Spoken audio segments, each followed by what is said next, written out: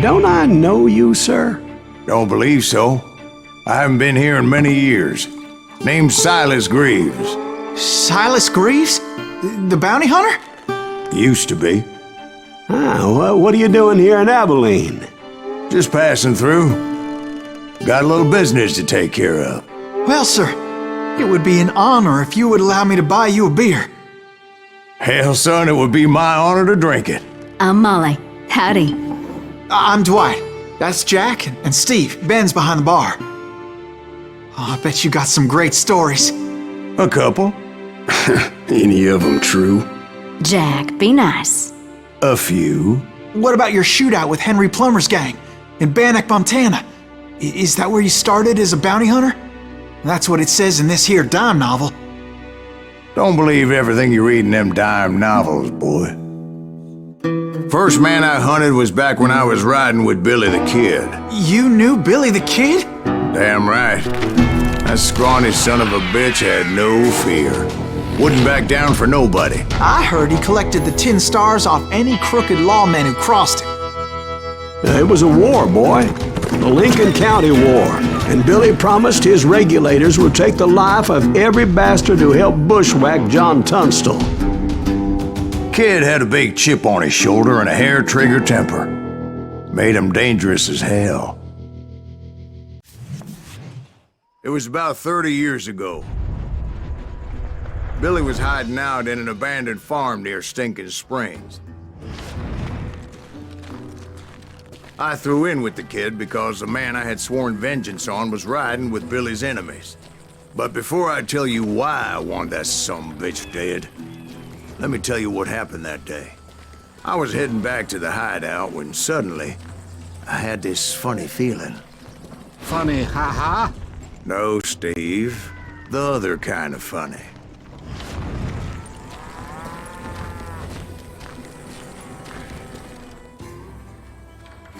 You heard Pat. You need to stay here to keep an eye on the road. That's not fair. We're missing all the fun. I knew those two morons would never let me through. I had no choice. Hell, shoot that sumbitch!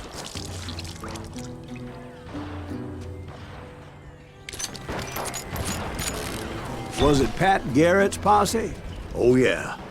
I heard the shots and I knew I had to move fast. Garrett and his army of deputies had surrounded the entire homestead. I decided to help Billy and the boys out a bit. So that's just what I did.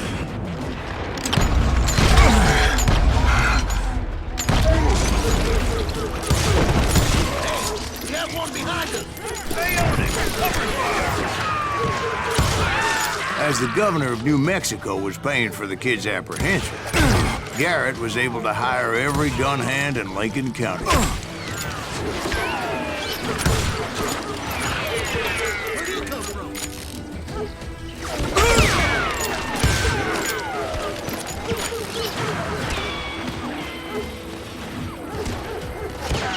Shoot that bastard!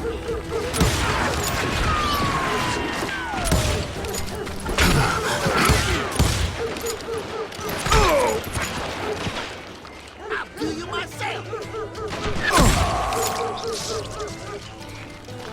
Show yourself, coward! You're dead!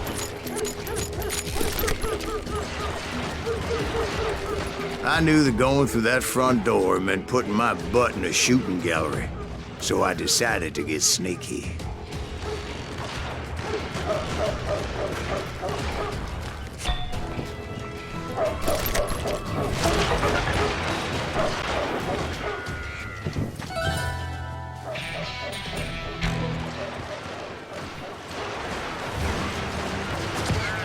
Watch out!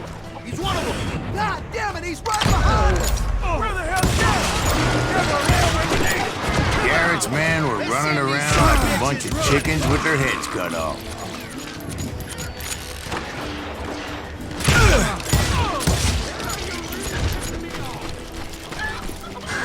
Still, one of them reached the water tower. Not a bad idea. It would be a turkey shoot from up there.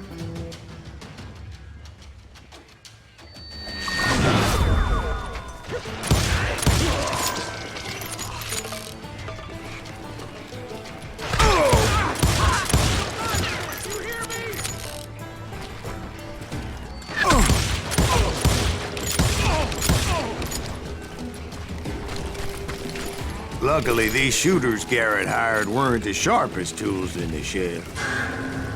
Let's do this. A lot of them were saddle tramps or sod busters or drunken drifters looking to make a few bucks.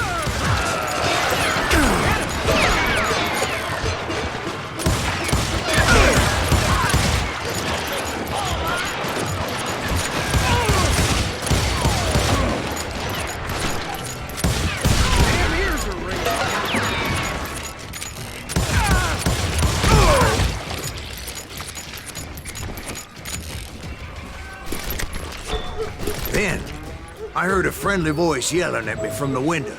Back door! We'll cover you! Stop aiming, you idiots! Truth be told, things weren't much better behind the house. Watch your flank!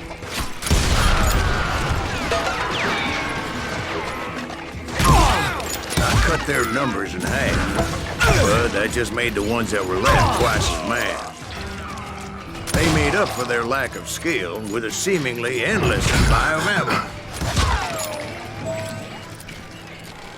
It was a bit of a slog, but I finally fought my way around the back of the house. And like that, I was inside, none the worse for wear. I passed Dirty Dave. Deader than a rat in a trap! And upstairs, I found Billy and Charlie Beaudry. How about that? Huh? You like that?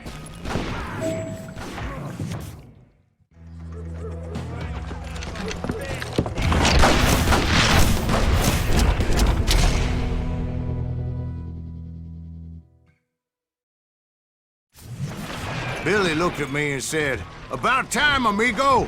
Grab a gun and get to the window." Wait, so you were friends with Billy the Kid? Yeah, sort of. Anyway, we were surrounded by dozens of deputized shooters who wanted to do us harm.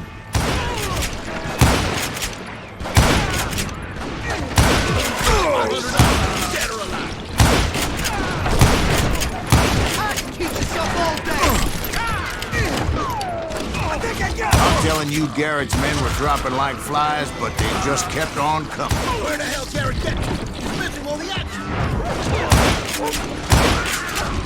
That's when Charlie got hit. "They're catching us in a crossfire," shouted Billy. "Get to the other side."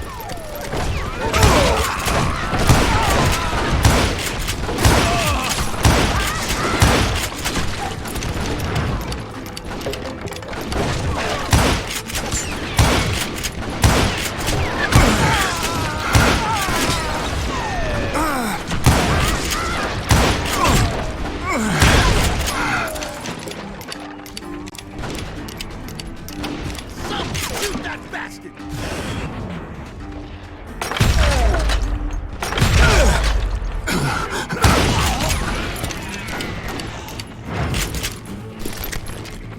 I don't know how many of those cocksuckers I personally put down, but it was pretty clear, even to Billy, that maybe discretion was the better part of valor. What's that mean?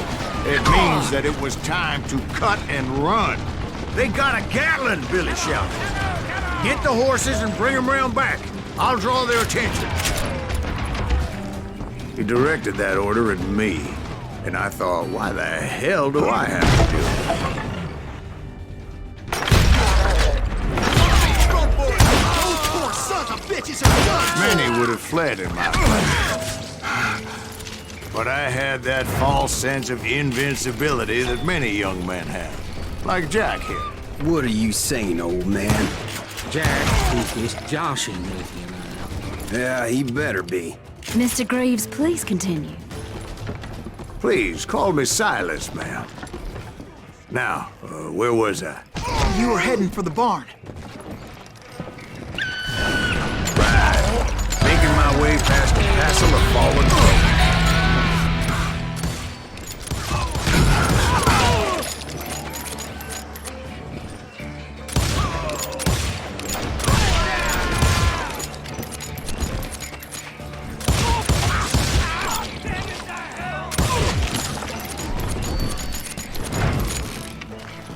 Sounds like Garrett hired a whole regiment of hired guns.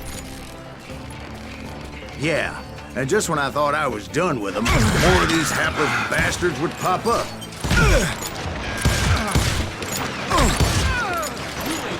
Nowhere.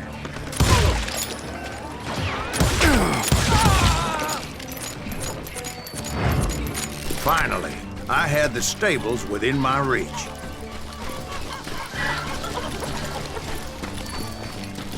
And that's when I met Sheriff Pat Garrett. I read that you went toe-to-toe with him, sir. That backstabbing bastard with that tacked-on tin star.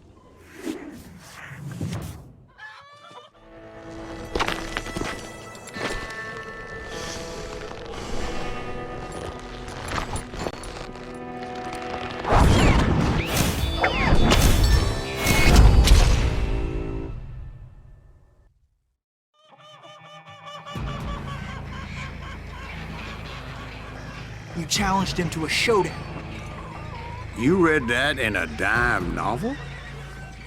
It said he showed no fear as he took your measure with eyes like a rattlesnake.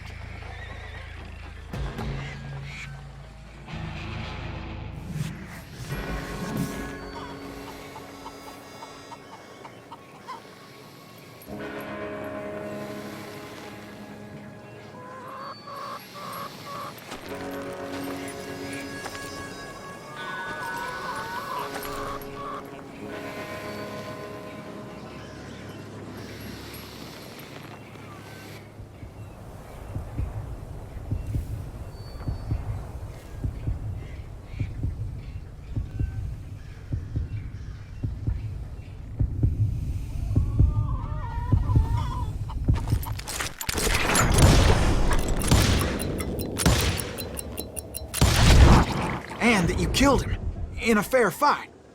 Is that what that penny dreadful said? No, boy. That ain't what I meant when I said I met Pat Garrett. So let me start again. I finally reached those damn stables.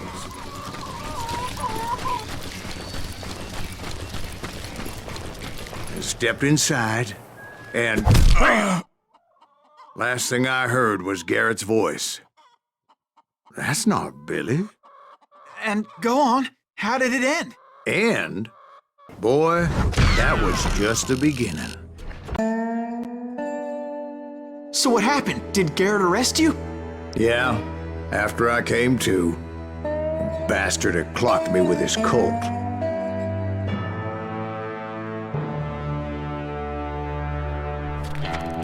And the kid surrendered? When he realized there was no getting out of there alive. So they locked you up in Lincoln? Indeed they did. Sentenced me to hang right along with the kid. It's important to know that I was only riding with Billy so I could find the bastard I was after.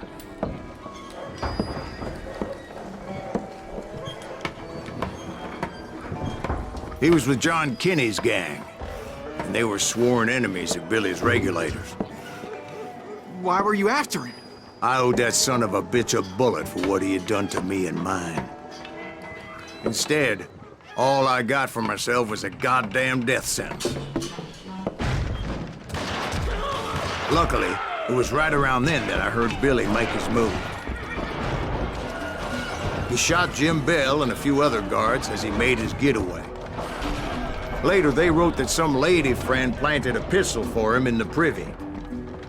What the papers didn't say is that Billy helped me escape, too.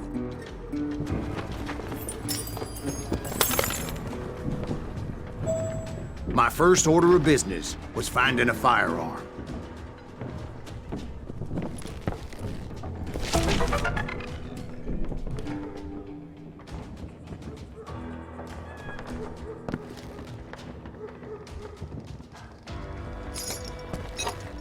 Luckily, I located Deputy Bob Ollinger's mean-ass shotgun.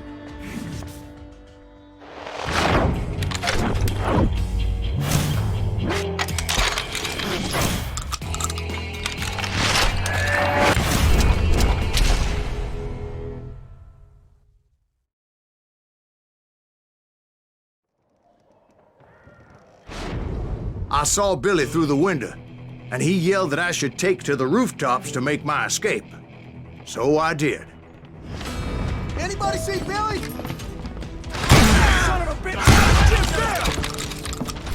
Hell yeah. That scatter gun was like a double-barreled howitzer. It could blow a man clear off his feet. You hardly had to aim the damn thing. The kids escaped, raised a huge ruckus. Guards were everywhere looking for him. Can't let the kids get away. Anybody see him?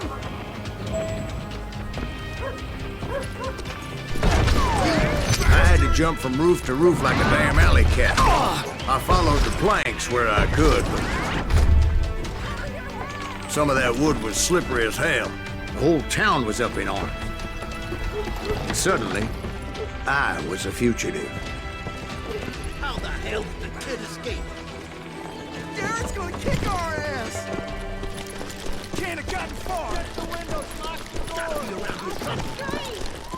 So that bastard you were after, what did he do? He did me and my family a grievous harm. But I knew if I was ever gonna find him, I would need to get my ever-loving ass out of there. I tried to be stealthy and sneak my way past. This town doesn't have a moment's peace.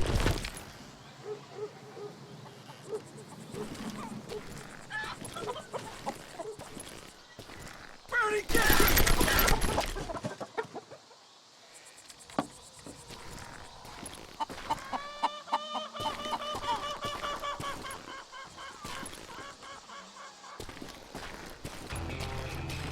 You! But hell, if they weren't all waiting for me. Apparently, some of them thought I was Billy. You hooligans can go to hell.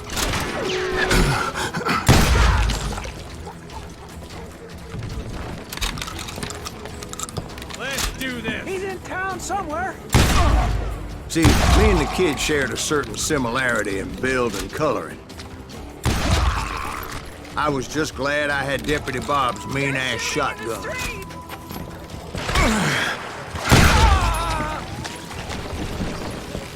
I got this. Get your headstone. There's children here. We're gonna be in deep shit with So much lead was whizzing by my head, it was like everyone in Lincoln wanted to put me in the ground. I knew I needed to find a horse. Though I never did have a great fondness for those four-legged grass eaters. Smelly, sweaty, ungrateful beasts. You're threatening me. Rising too high, if you ask me.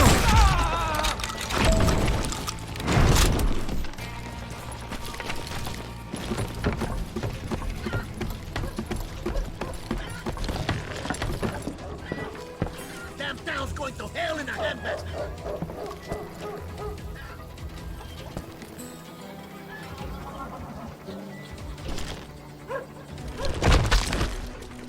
But where was the kid while you were busy getting shot at? Gone. And that's when it occurred to me why Billy set me free. Beg for decency? So I could be a hapless decoy and draw attention while he snuck out of town.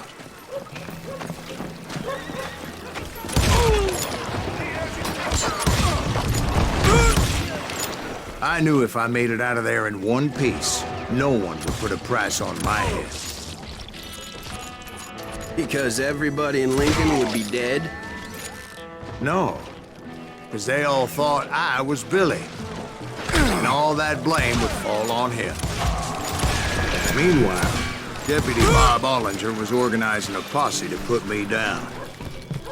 He was already a mean son of a bitch, but he was doubly pissed that I stole his mean-ass shotgun. Anyway, it was me or them. The only way forward led me straight to perdition. But the cards were dealt, and I had no choice but to play.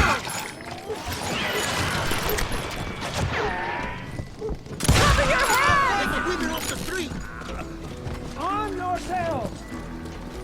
How the hell did he get away?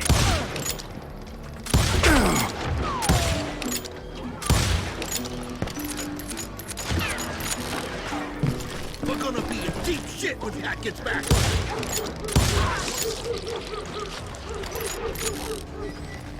Hey, I'll flank him.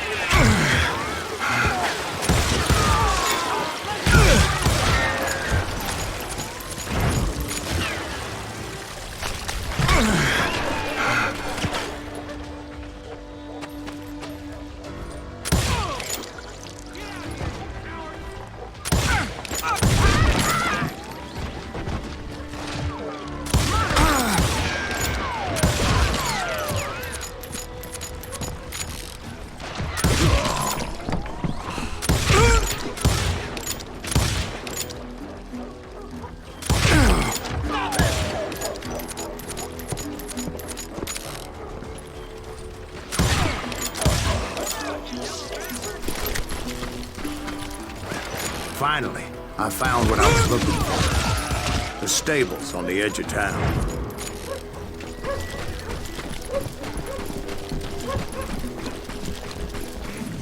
I guess Billy saved your ass, taking out Bob Ollinger the way he did. Billy didn't kill Bob.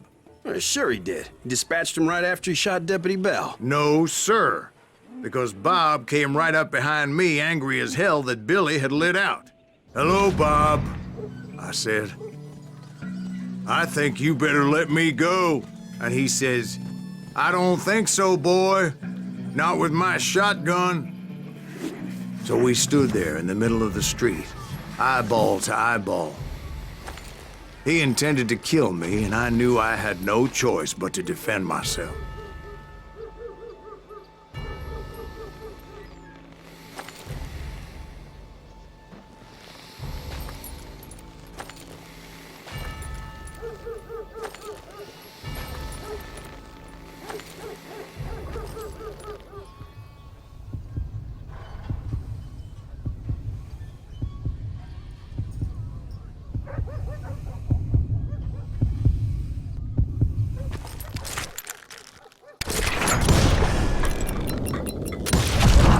I killed him in a fair fight. Everybody saw I had no damn choice. Well, Lincoln got a mite depopulated that day. Pat Garrett gunned down Billy 3 months later, so his escape was all for naught anyway. So where'd you go after Lincoln? Mexico. Until I realized nobody was looking for me. I ended up taking a job at the Rurales. The Mexican Rurales? I was hired to help them track down the cowboys. The most vicious outlaw gang in Cochise County? Curly Bill Brocious? Johnny Ringo? Led by old man Clanton himself. They must have paid you a pretty penny to take them hombres on. Not really. But truth be told, I had my own reasons for going after those boys.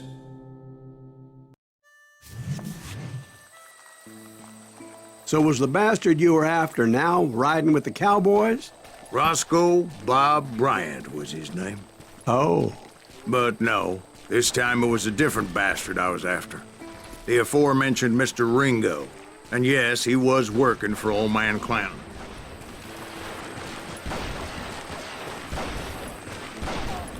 I came upon them robbing a stagecoach, which wasn't surprising, being they were such murderous thieves and bastards.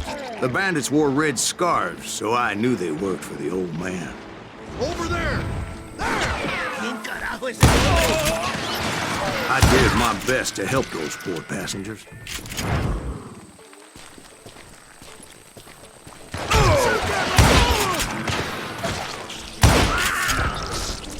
Moments later, the attackers were dead, and I checked the stagecoach to see how many passengers were still breathing. None.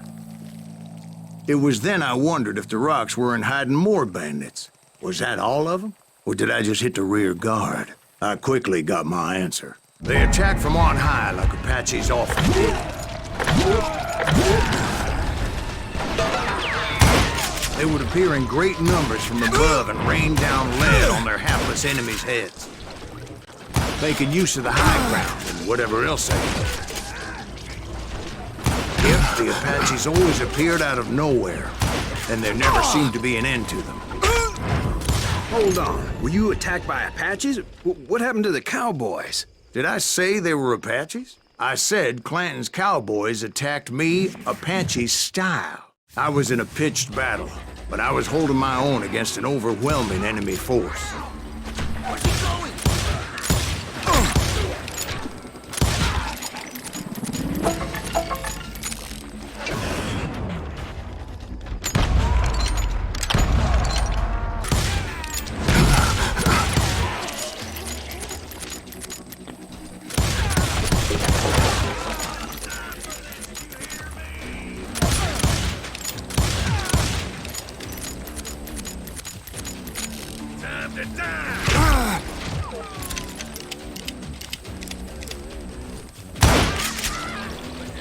See, at the time, I was still pretty green and would often blunder into regrettable situations.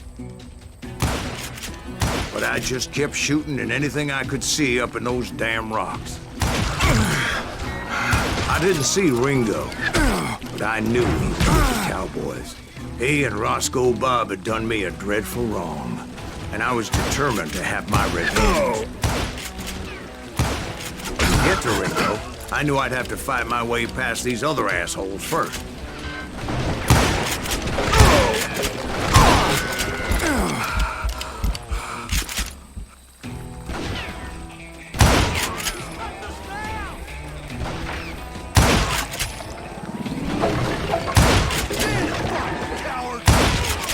Unfortunately, I was running out of ammo. Another perfect example of my relative inexperience as a hunter of men. I immediately knew that a tactical retreat was called for, as my vengeful fury was much less impressive without the bullets to back it up.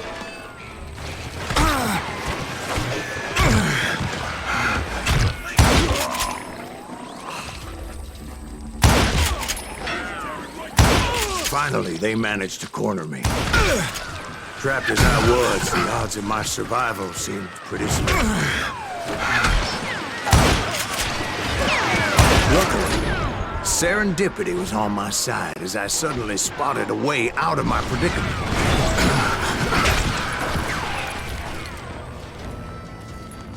He's getting away! I ran ahead as if the devil himself was after me. Bullets were whizzing by my ears, but I wasn't about to roll over and die.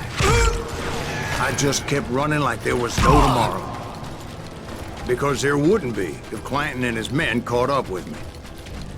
As I was scurrying around those caves, I thought, what was I thinking?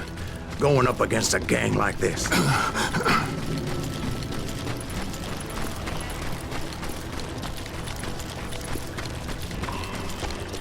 I just kept running, not knowing where the hell I was going. And that's when something miraculous happened. Like manna from heaven. I found the desiccated remains of what looked like an Apache warrior. The old weapon next to him supplied me with some much-needed ammunition.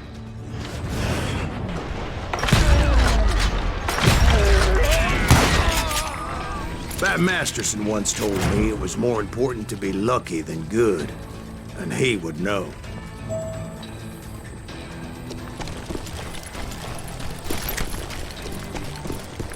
And imagine my surprise when I found a fistful of dynamite to go along with that ammo. That stroke of good fortune evened the odds and bolstered my confidence. It was time to turn the tables. Time for the prey to become the predator.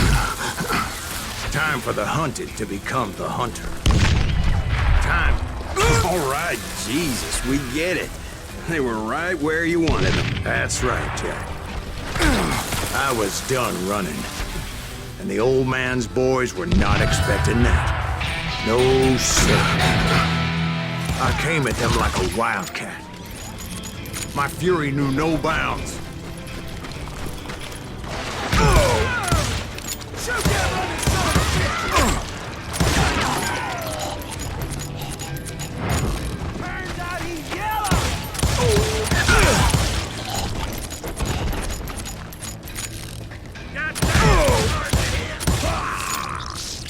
It was finally time for that old man to pay for his sins.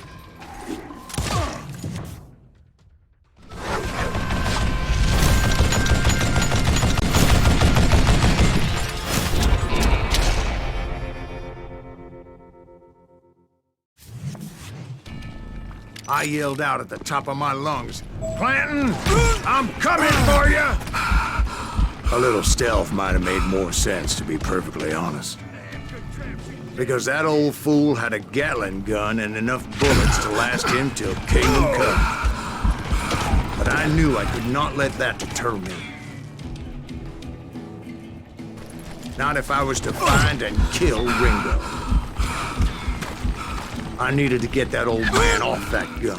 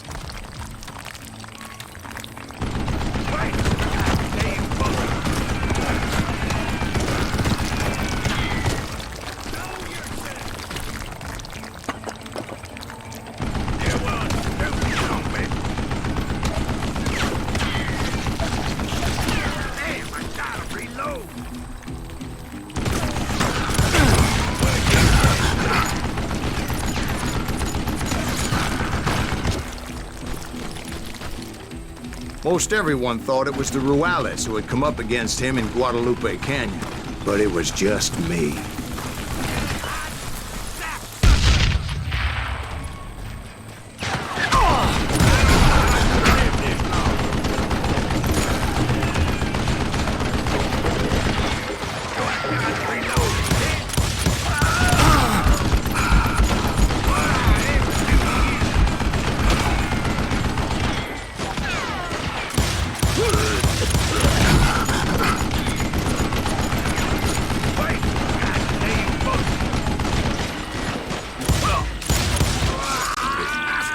Apparently, one of the cowboys made it out of there alive and told Ike and Billy Clanton that it wasn't a Mexican who took their father's life that day. They just assumed it was one of the Earps, and that little misunderstanding eventually led to that legendary gunfight at the OK Corral. A few weeks after that dust-up at the OK Corral, I was still after Johnny Ringo. I had tracked him and the cowboys to their hideout at a sawmill, and they were loaded for bear. Somebody's coming! So what exactly did Johnny Ringo do to piss you off? Well, him and that other bastard. Roscoe Bob Bryant? Yep. They both deserve to die, and I promise I'll tell you why. But first I need to tell you about the cowboys' new boss, Curly Bill Brocious. Earth's coming! Get ready, boys.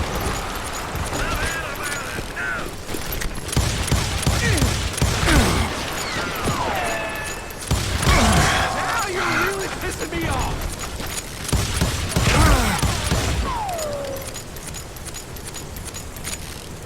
You can't hide forever! Curly Bill took charge of the cowboys upon the old man's demise. And after that gunfight at the OK Corral, the Clantons wanted revenge. So they murdered Morgan Earp and grievously wounded his older brother, Virgil.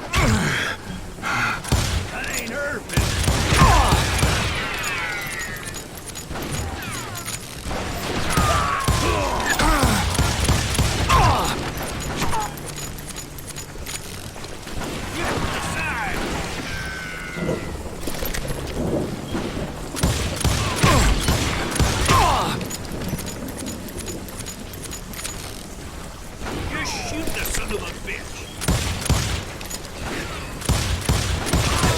Wyatt and Doc went on what became known as the Vendetta Ride, hunting those outlaws down.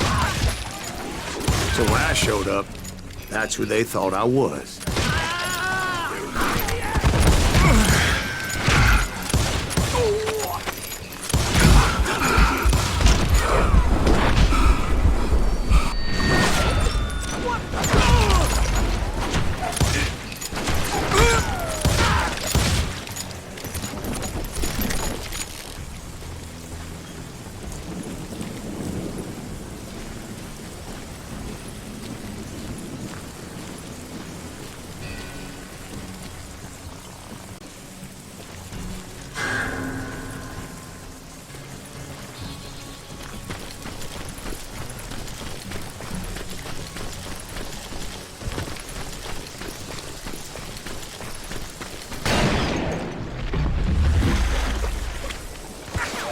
There were killers around every corner, all wearing red bandanas.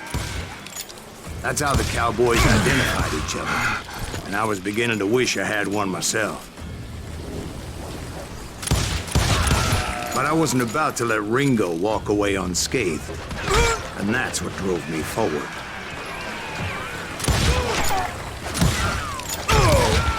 They say that Ringo was infernally fast. I hardly saw anyone faster, boy. Certainly not Wyatt Earp. That man was all hat and no cap. Send him to hell!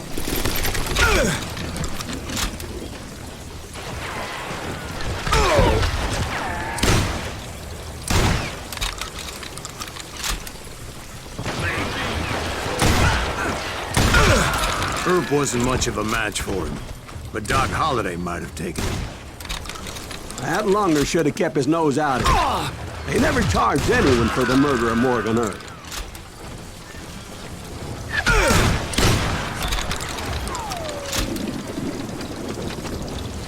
You're done.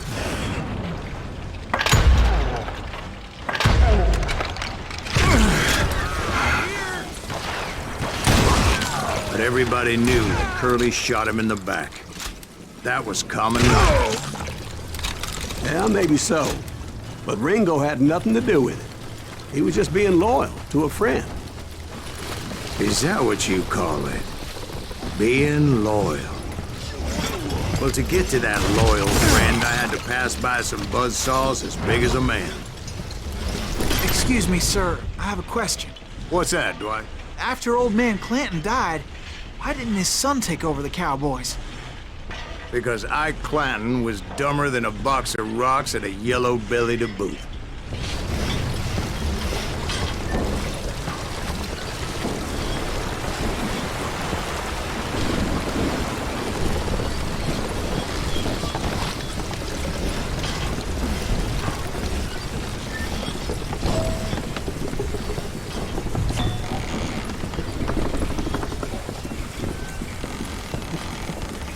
Now, where was I? Taking down the entire cowboy gang single-handed. Indeed I was, Jack.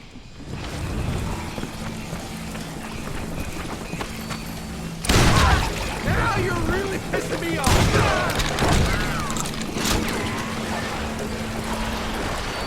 Put some holes in them.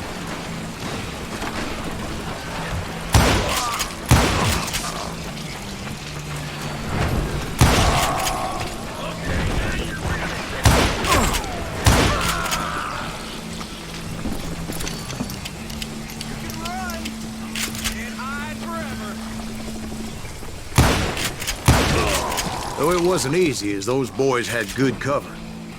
You're dead.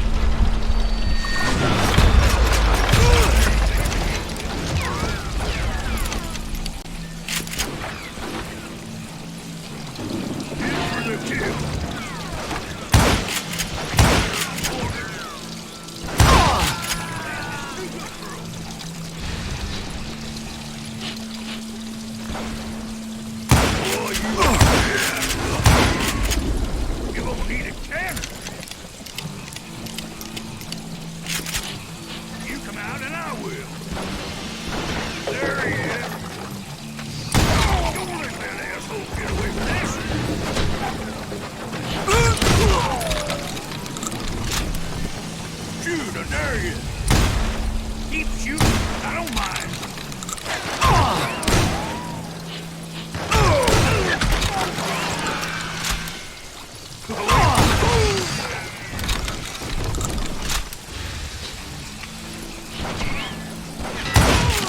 There were carts everywhere, piles of lumber, and God knows what else for people to hide behind. That really was one hell of a sawmill. Quite an impressive operation.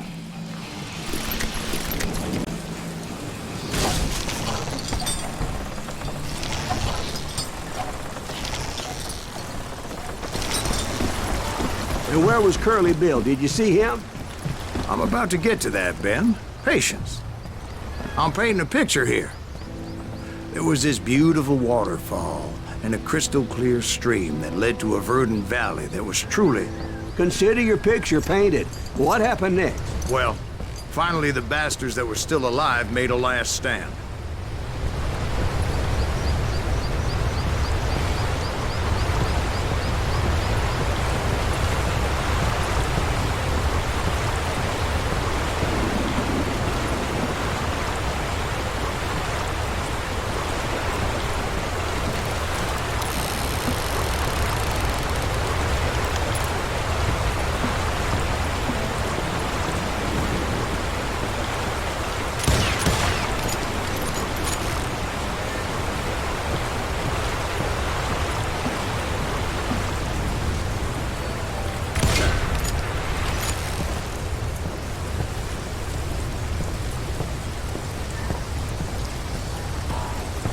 Curly Bill, Johnny Ringo, and his compadres took off into the lumber yard, and I followed after.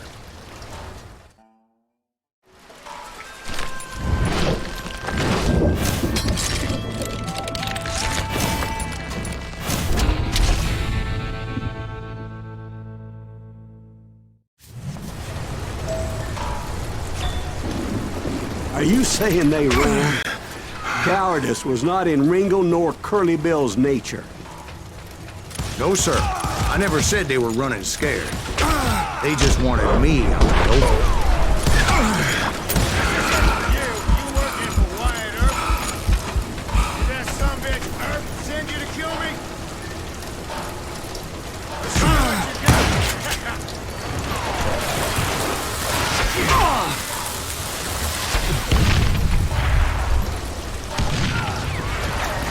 Somebody kill him!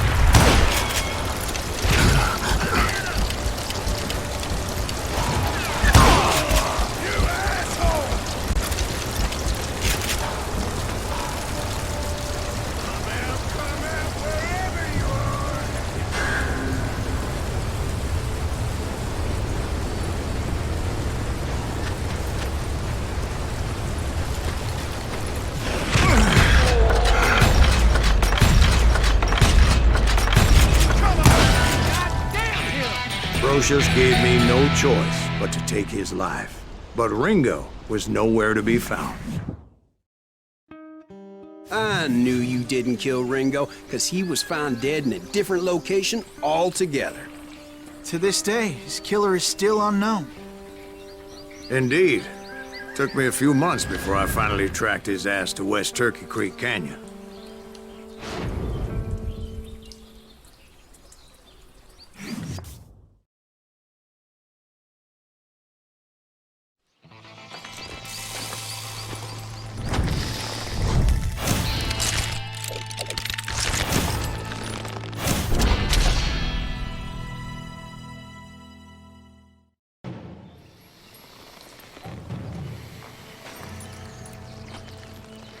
That's incredible, sir. I always thought that Doc Holliday was the one that killed him.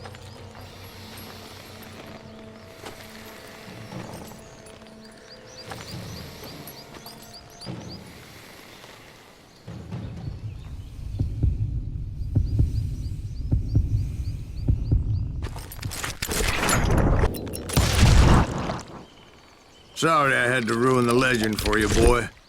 But the legend ain't always true. Doc Holliday had nothing to do with the death of Johnny Ringo. I was paid a healthy bounty for Ringo and Curly Bill, and realized there was real money to be made. That's why I went after Henry Plummer.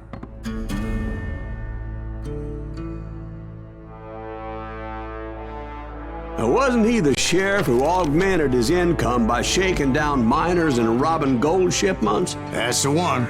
Oh, yeah, I remember him. He ran that gang of thieving outlaws called the Innocents. So it's true that you went toe-to-toe with him? Indeed I did, son. Indeed I did.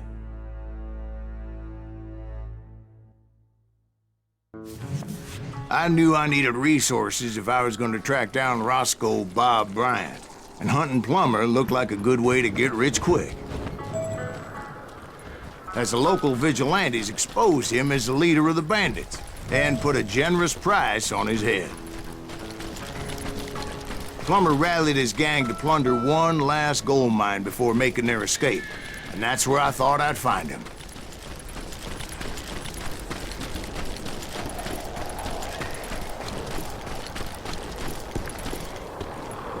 It makes me nervous standing so close to all these goddamn barrels of gunpowder. Why would you be nervous? No one has the cojones to come after us. As my late father pointed out to me more than once, God made men. Samuel Colt made them equal.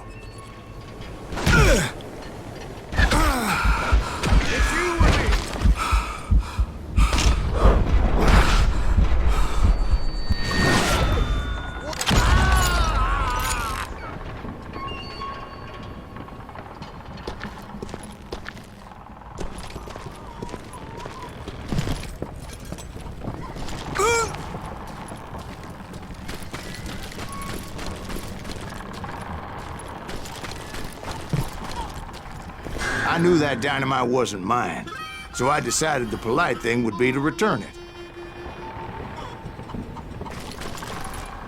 It was the biggest gold rush since Sutter's Mill in '48. Unfortunately, prospectors weren't the only ones drawn to those riches.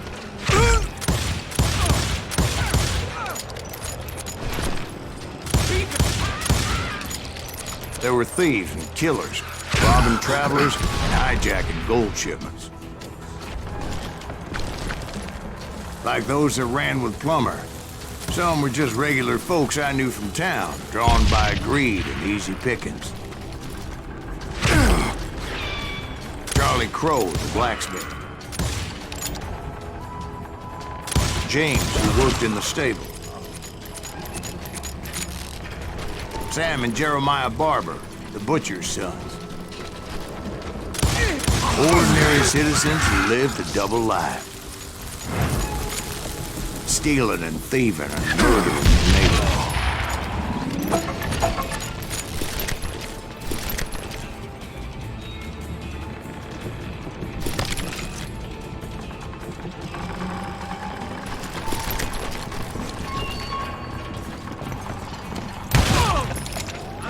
Of course, the rest were veterans of the Civil War. Stone-cold killers trained on the bloody fields of Shiloh and Antietam. If Daddy had lived to see Alfred Nobel's explosive invention, my guess is he would have told Samuel Colt to kiss his ass. Plummer had a lot of men on his payroll. A hell of a lot. That son of a bitch pretended to protect the public with one hand while stealing them blind with the other.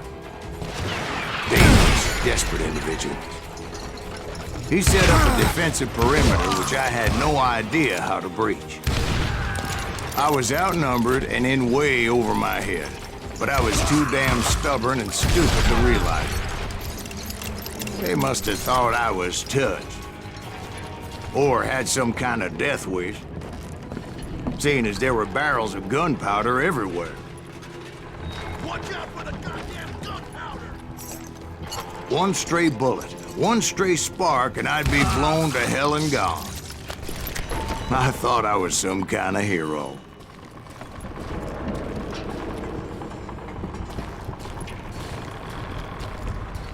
I finally made it past and headed on to meet my destiny.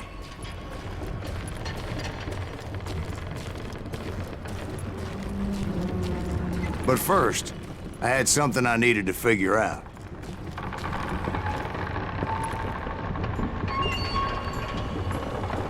I had a few ideas on how to get into that mine, but once I made my decision, I knew there was no turning back. So my first thought was to enter the nearest mine portal. I saw an entrance. Made sense. It was the quickest way in, but that also made it more dangerous, as there would undoubtedly be enemy pickets posted along the way.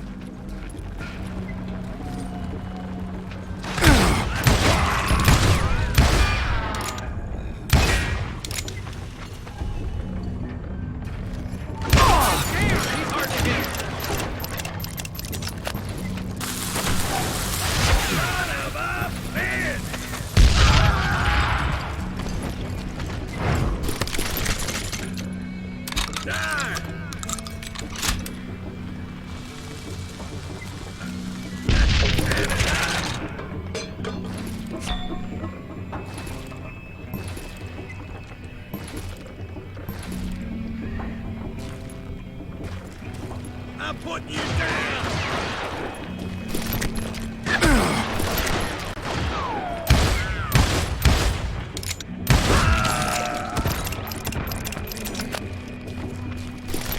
Besides, once you enter a mine like that, it's easy to get all turned around.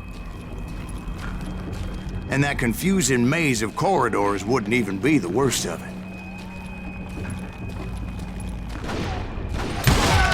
Some of those shafts could be as deep as hell.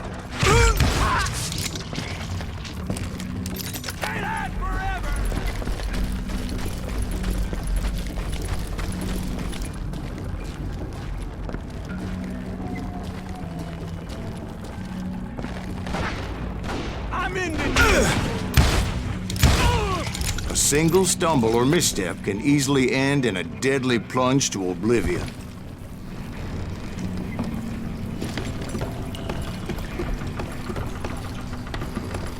Leave it to me. Can't hide forever.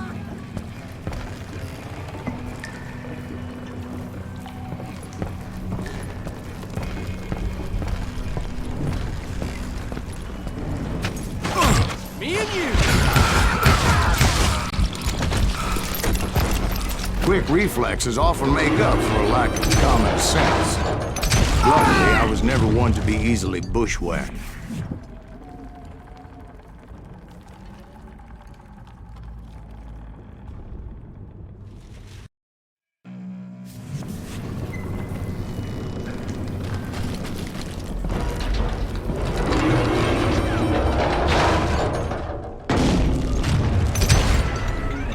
I would just need to be careful not to blow myself to Kingdom Come.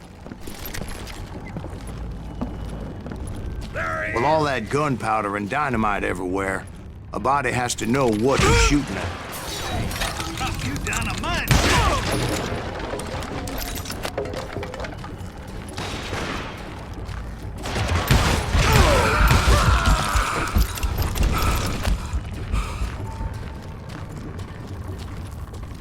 One wrong bullet could have turned that mine into a dad-blasted tomb.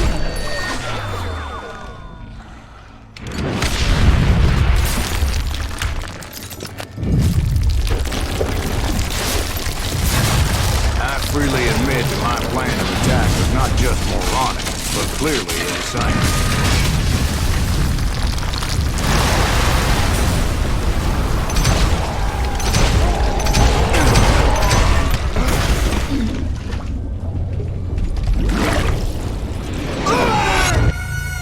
It's a good thing that I abandoned that ridiculous plan before I even tried it.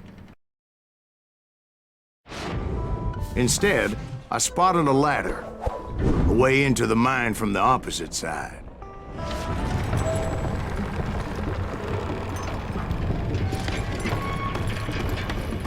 It was a long way around, but that approach seemed more sensible at the time. Of course, being I had a problem with heights, that scaffolding scared the bejesus out of me. Climbing down that ladder required some caution, because even though I had a younger man's reflexes, no man can dodge a damn bullet while climbing down a rickety ladder. I needed to make a leap of faith, which ain't easy when you're suspended between heaven and hell.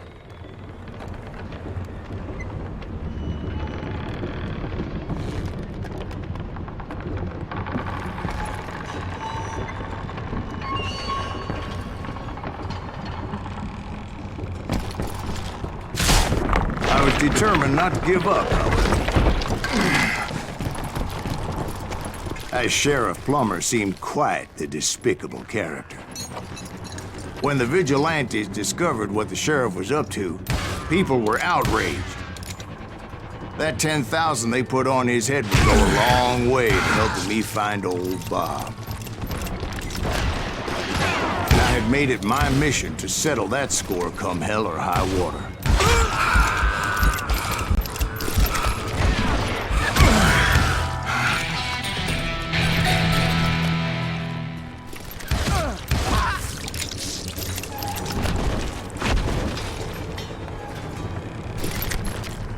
But first, I would have to make a choice.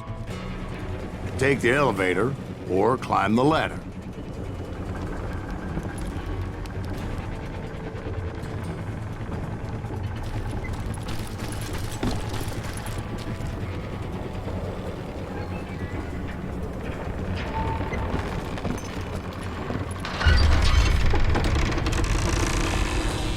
I picked the more convenient and more dangerous route. What are you looking for? You must be about out of bullets.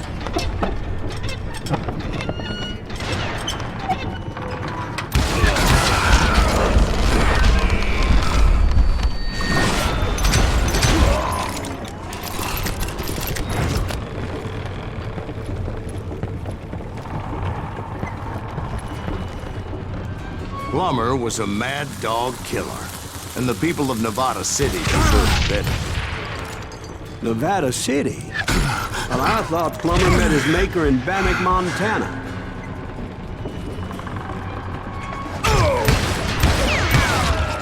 Right, well, he was the sheriff of both places one time or another, but that's...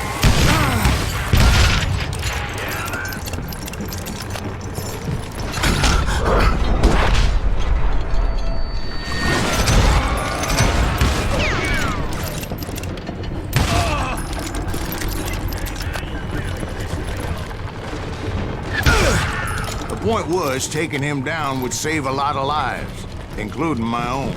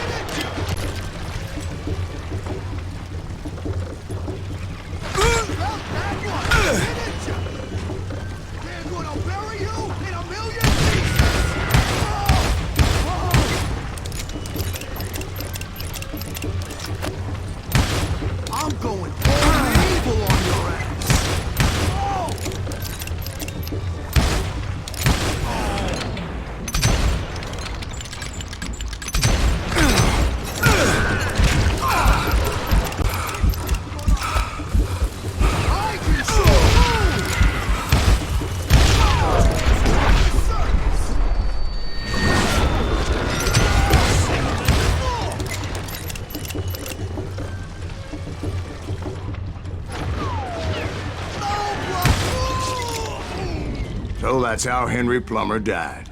Him and his crew were worth their weight in gold. And now, I was officially a bounty hunter. So, did you finally go after that Bob feller? Well, I heard word he was in Kansas with John Wesley Hardin. So that's where I went. Where in Kansas? Abilene. Why do you ask, Ben? No reason. Was Hardin as fast as Ringo?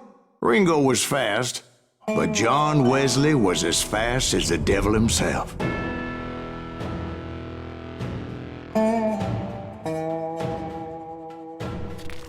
Hell, he killed his first man at 15.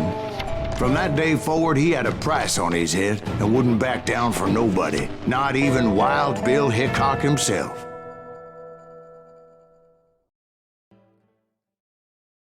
I dodged death many a time, and that night in Abilene was no different.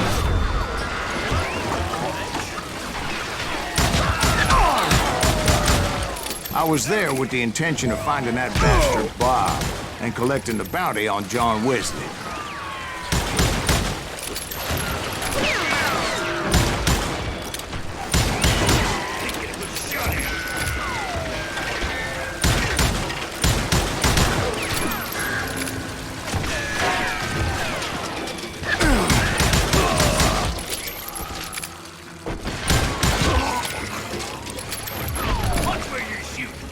I thought the Texas Rangers got Hardin. Yeah, that's what they want you to believe.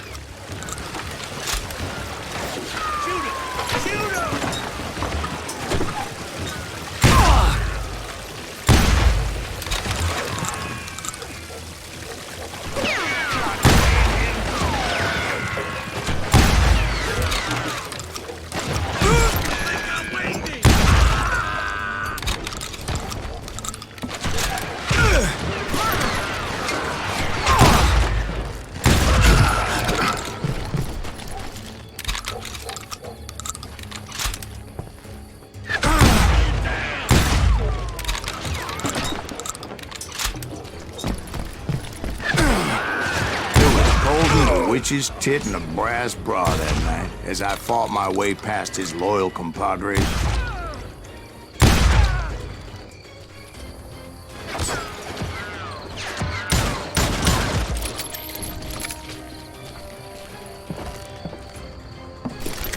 To the very same saloon we're sitting in today.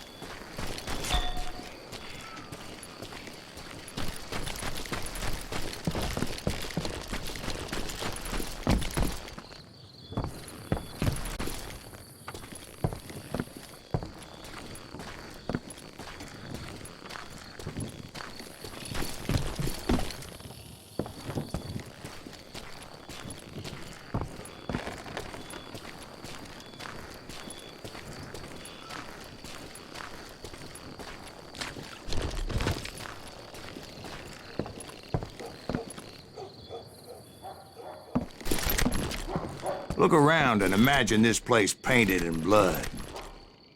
Hardin was waiting for me, and...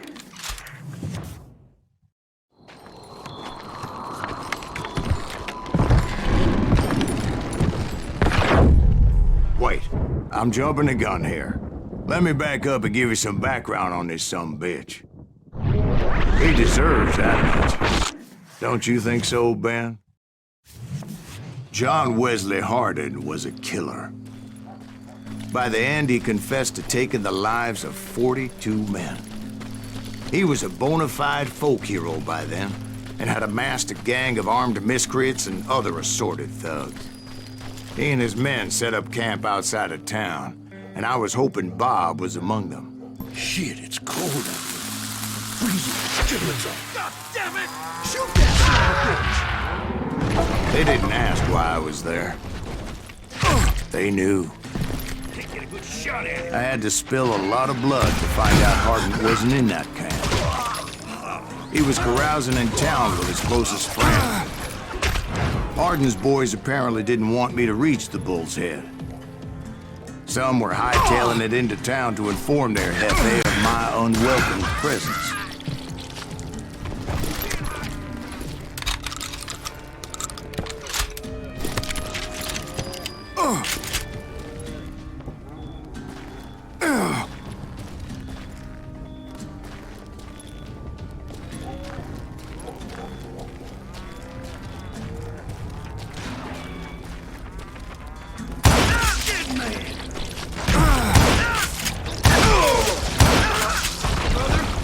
Make you pay for that.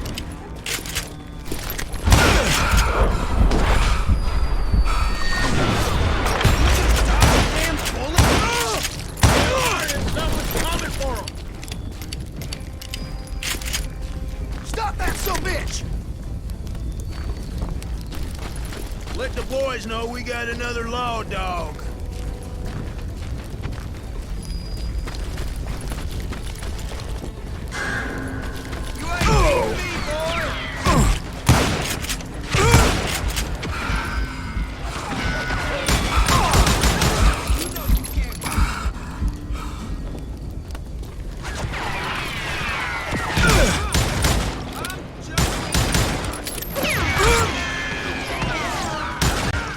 I wondered if Bob was among them.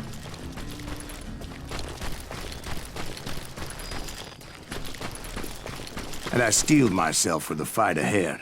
For as good as I was, deep down I wondered if John Wesley wasn't just a little bit better. Before I could test my mettle against Hardin, however, I would first need to dispatch his cadre of hired killers. Most of these degenerates were beyond redemption, but John Wesley might have been a different story. I shot the son of a bitch! Watch where you're shooting.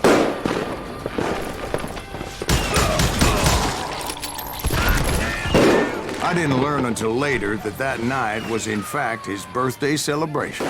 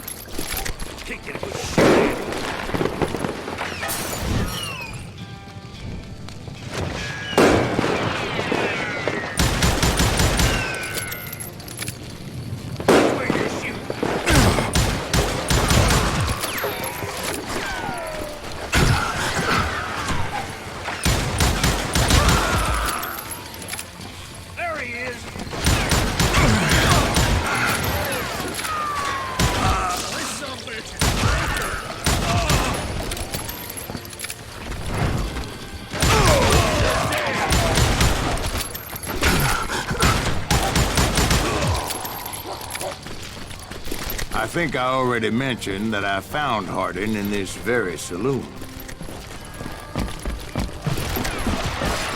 Suffice it to say, nobody there was happy to see me. God damn him.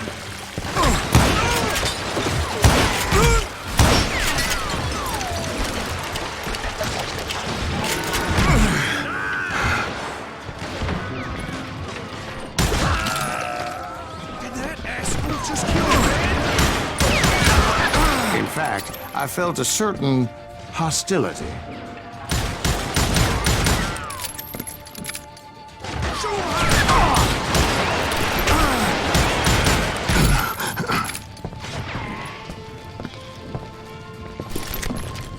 Hide, you lily-livered son of a bitch.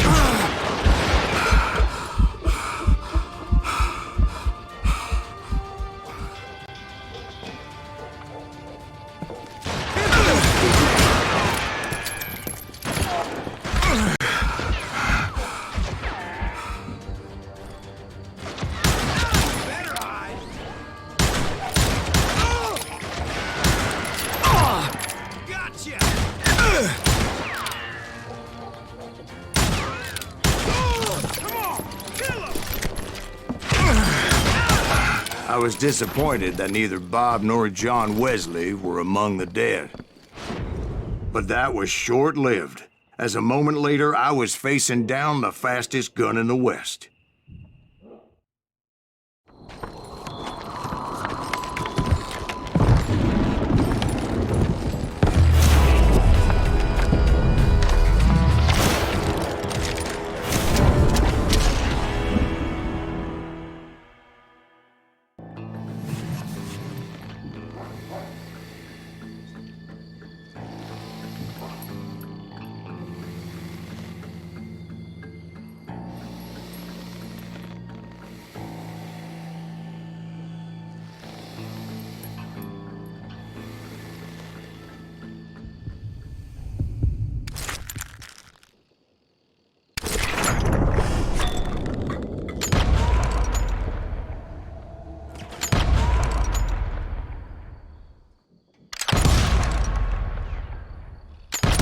That man was faster than greased lightning. But being inebriated as he was, he didn't count his shots. And now, he was at my mercy. So he didn't die? No, I sent him to prison. Years later, after he was free, some restless Avenger took his life. Shot him in the back in a saloon just like this one. Anybody up for another beer? Ben?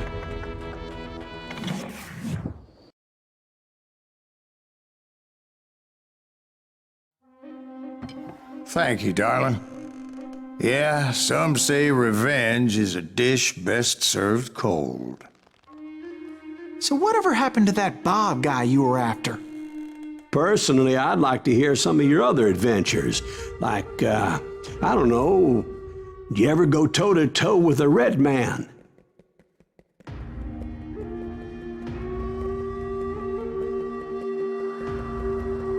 Yes, I did, Ben. I remember once I was after this renegade Apache, Grey Wolf. Strangely enough, revenge was also his primary motivation.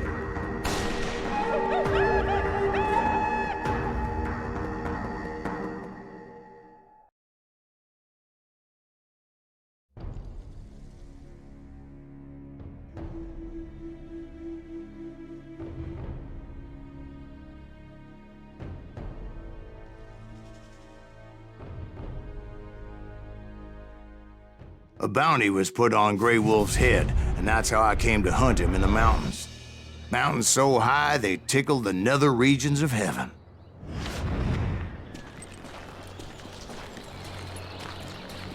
Grey Wolf was a Chiricahua Apache medicine man who had led a war party in revenge for a massacre against his people. The U.S. Army had attacked his tribe during his daughter's sacred sunrise ceremony, and the slaughter was unspeakable.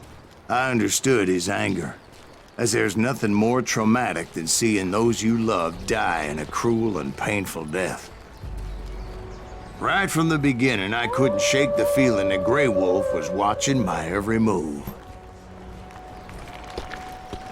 He led a band of young Apache warriors who wanted retribution and were more than willing to die for him.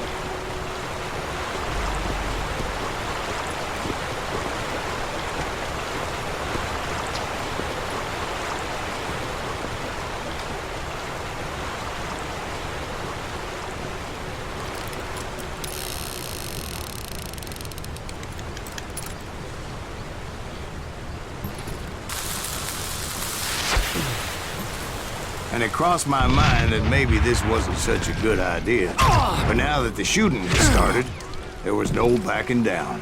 I saw them before they saw me.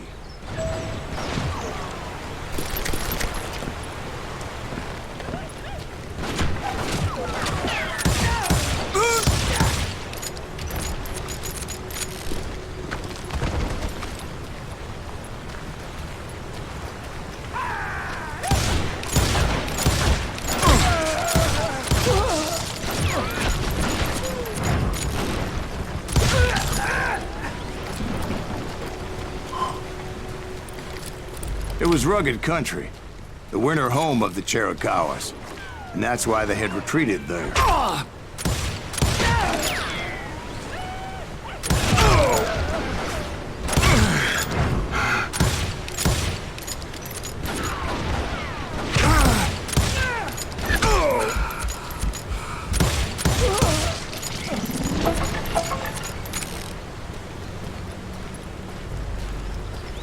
I admit to having some regrets about going after them the way I did. But then again, I've done a lot of those.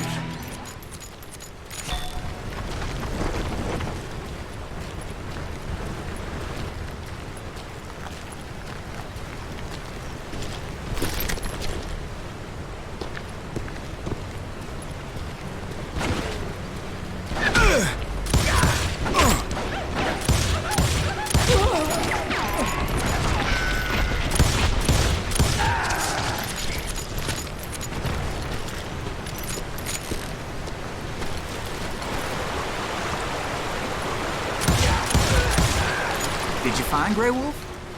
Not at that moment, but I did find the entrance to their hideout.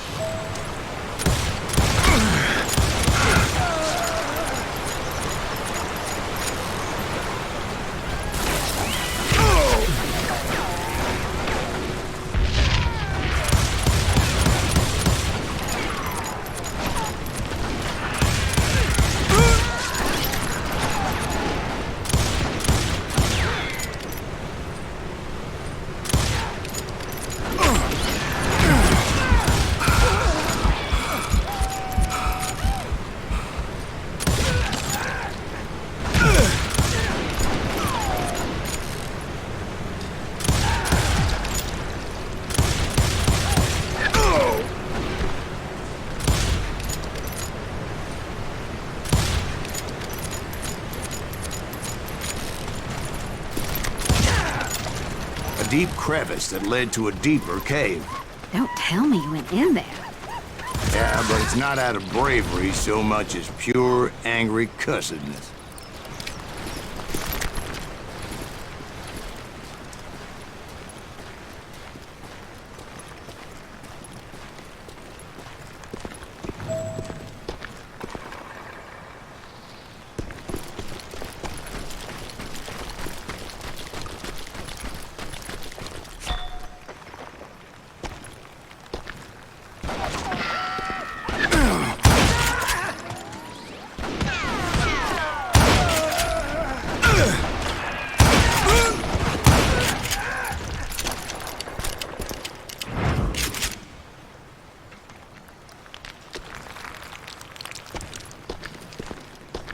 See, back then, I had a stubborn streak a mile wide, and I wasn't about to back down. So it was like pitch black in there? Actually, it was pretty well lit, as they had torches on the walls.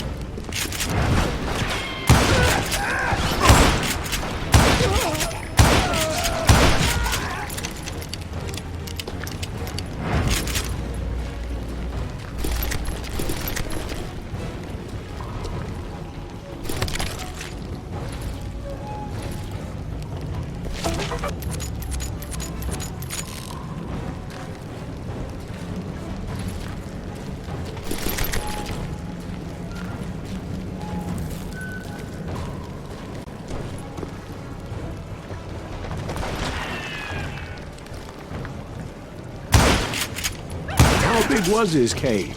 Big as hell, Ben. Chiricahua had hid out there during the Indian Wars.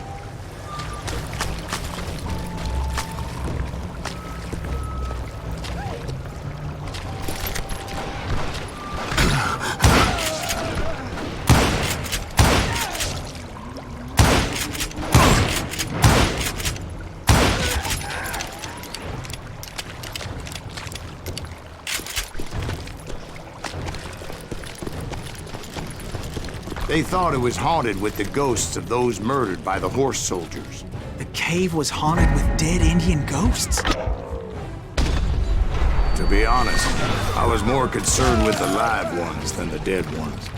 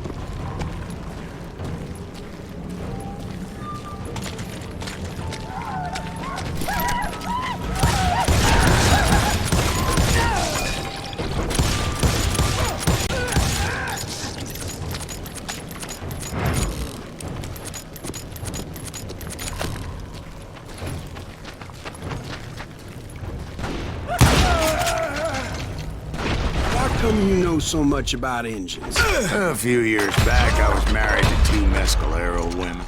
At the same time? Yeah, they were sisters. Polygyny is traditional among the Mescalero. So what happened? Oh, I had to get out of there. Those girls never shut up. Both of them nagging at me all the time. Drove me half crazy. Haven't seen them since. No, I mean, what happened with Grey Wolf? Oh, well, I pursued him into the Cave of Death.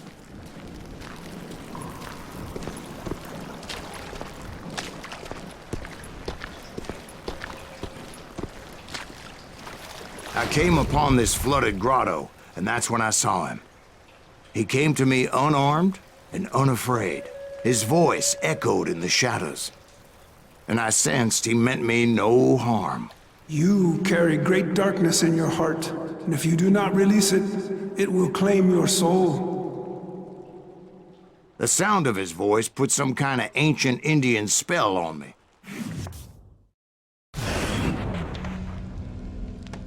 As his story unfolded in my mind, You will come to this place again and kill many more men, and the darkness will grow until it consumes everything that you are. The soul would have no rainbow if the eye had no tears. he said I was a great warrior, a coyote man, unequaled by any other pale-faced warrior, or something like that. The snakes will fight shadows of your past until a venom poisons your heart, and an echo of the song of the dead summons the spirits deep from within the mountains. I didn't quite get what he was saying, but there were definitely snakes. And indeed, his warriors surrounded me and attacked me like hungry wolverines. They couldn't stop me, though, and Grey Wolf wasn't in the mood for idle talk.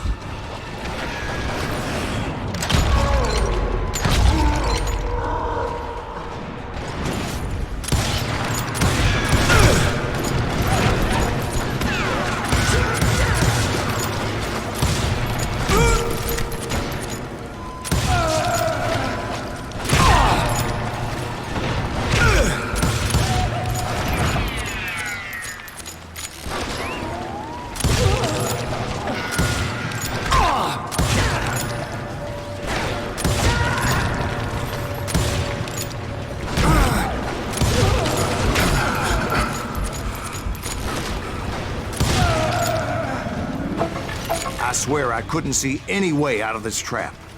But suddenly, one just appeared. Kind of like a miracle.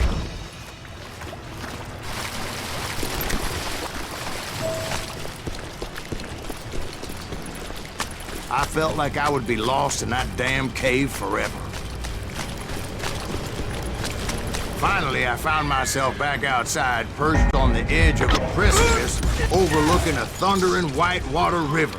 To get where I was going required several leaps of faith, but no way in hell I was turning back.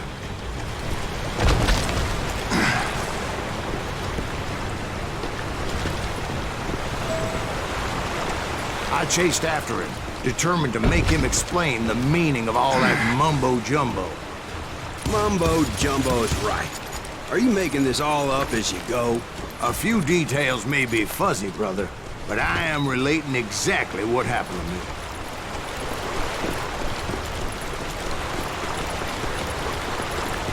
There were dozens of Apache warriors aiming at me from on high. Dozens? Well, maybe not dozens, but there was a lot of them. At least 3 or 4. Well, more than that, little lady.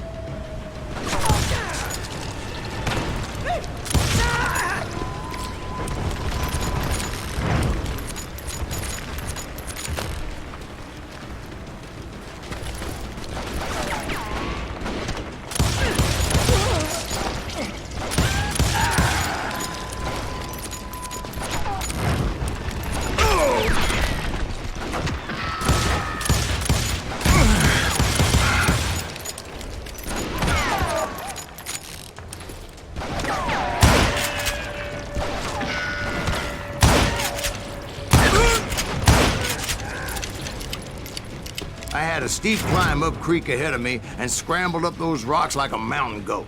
I was determined to locate Grey Wolf and find out exactly what the hell he was trying to tell me. And wouldn't you know it, that crafty son of a bitch led me right into a trap. What kind of trap? Well, son, there had to be at least 100 Apaches surrounding me. 100? God be my witness. Oh, come on. Who you kidding? Hey, I believe you. Come on, tell us how it ended. All right, but I'm not gonna drag this out. Where were we? You were surrounded by 100 Apache warriors. Well, I didn't take the time to count them exactly, but there were a lot of them.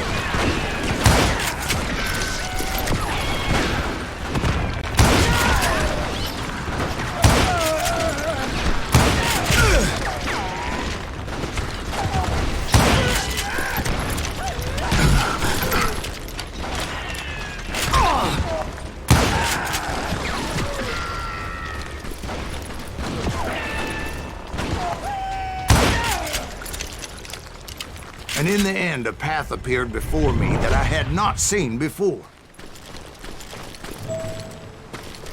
I followed it as I desperately needed to find out what Grey Wolf was trying to tell me. But it was like that son of a bitch disappeared into thin air.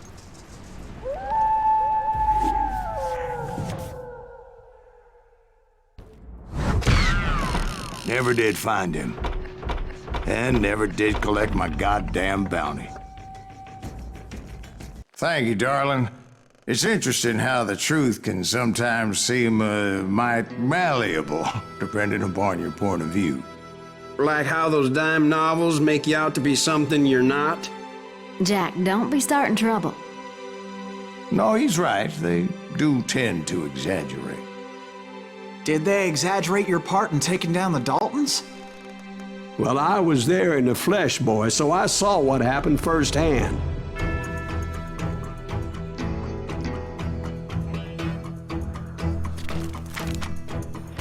Those Daltons were lawmen once, before they all went bad, robbing banks and trains clear across the territory. Until Coffeeville, of course. I was one of the citizens who took up arms that day. Fighting on the side of the right? I did my best, sir. We all did. It was early morning. One of my friends was a local gunsmith, and he handed out firearms to anybody who'd take one. You see, the Daltons got it in their heads to rob 2 banks at the same time. 2 banks on the same damn street. story was Bob Dalton's girl was always writing him about how he had no ambition. Oh, you're nobody next to Jesse James, she'd say. Finally, the bastard took his brothers to Coffeyville just to shut her up. Why? It's always the woman's fault. Well, the locals recognized the Daltons right off. Before they could get away, half the town took up arms to defend their property.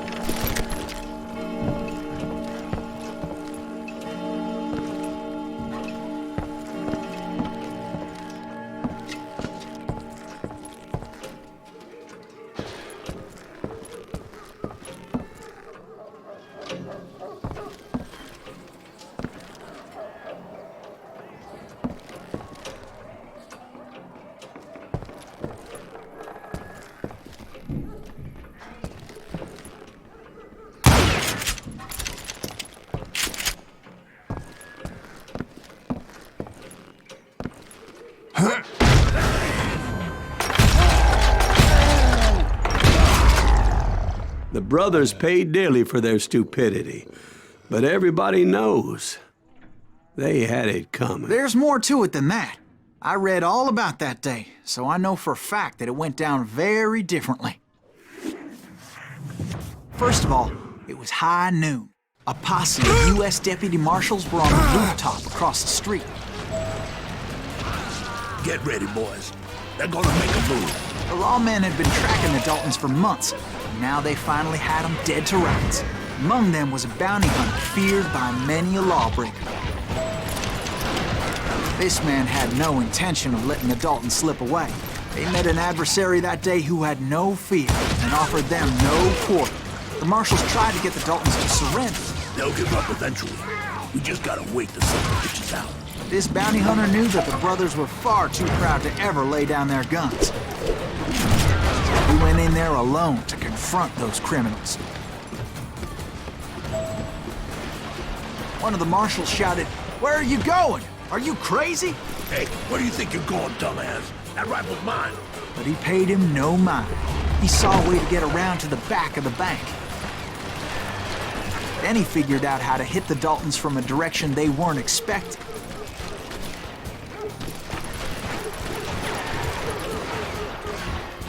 From above. Fortunately, a water tower was right there.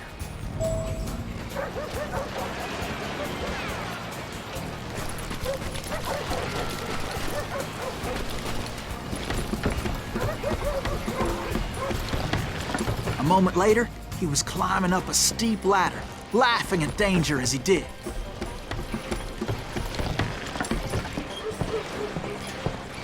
It was brave men like him who risked their lives to tame this wild country.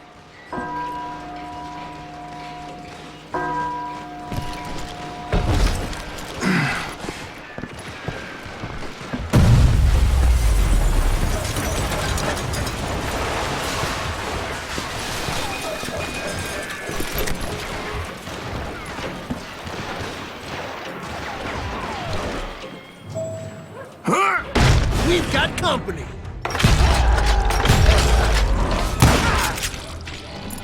Heroic men like him, who did what other men couldn't or wouldn't to make this country free.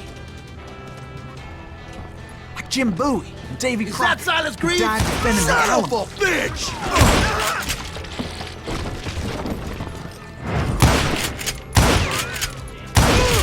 Yeah, you know you can't beat me.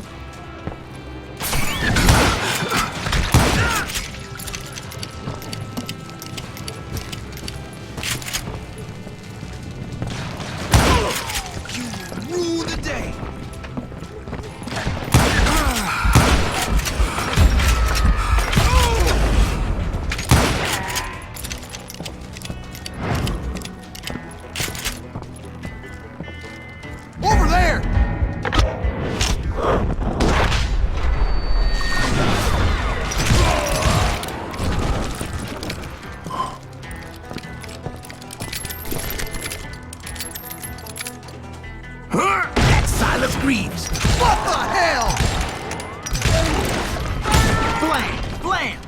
came away victorious, taking down those thieving Daltons.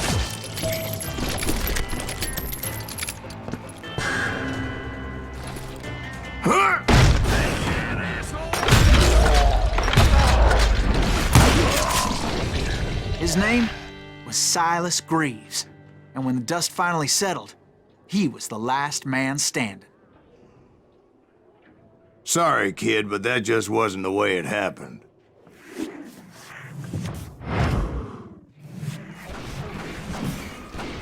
It was early evening, not high noon.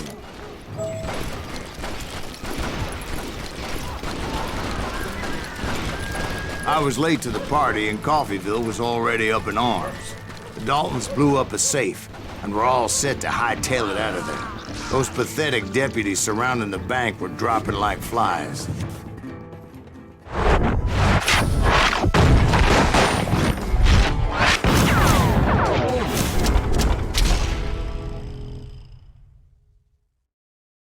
I had been tracking those jokers for months, waiting for them to do something reckless. Finally, they did. Those stupid bastards decided to rob 2 banks at the same time in the same town where everybody knew them. But they still had friends in Coffee.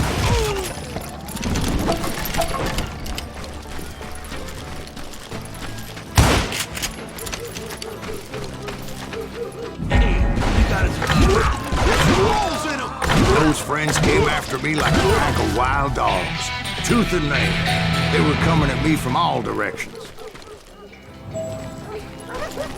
I caught sight of the Daltons running with the money and didn't want to lose it. Problem was, they knew the town better than I did. And to top it off, I found myself in the middle of another shootout entirely. Did the Daltons hole up in somebody's house? No, it was the Smiths, I believe. They were cousins of the Daltons. And they were shooting at the Browns, who were shooting at the Daltons. Which wasn't any surprise, as those 2 families have been feuding forever. And since the Joneses are related to the Browns, they shot at the Smiths, pissing off the Heimhoffers, whose daughter recently married a Smith. Well, bullets were flying every which way as all the old feuds in Kansas caught fire all at once. There was a hell of a lot of pissed off people in Coffeyville that day. But that's just the way life is sometimes. Shit happens.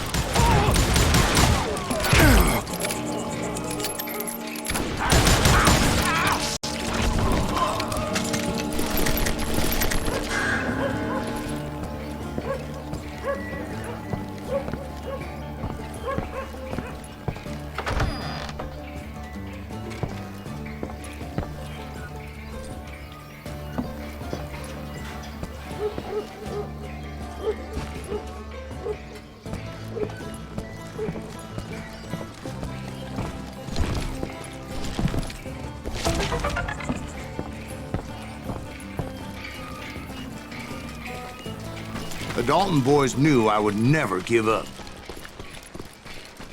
Those Daltons weren't the sharpest knives in the drawer, but they always stood together. They set a trap to slow me down and allow at least 2 of them to escape.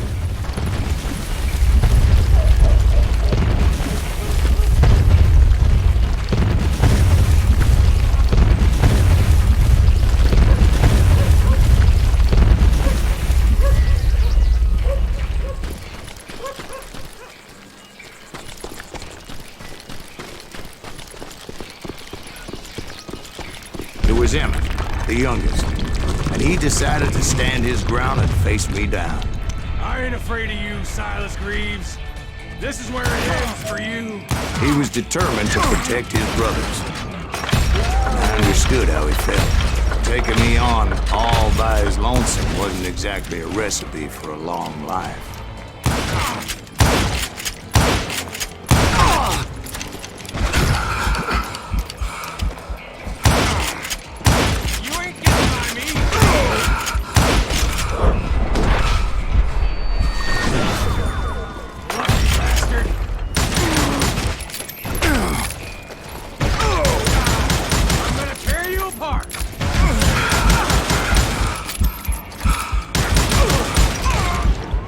But Emmett Dalton survived the robbery in Coffeyville. He's the only Dalton who did.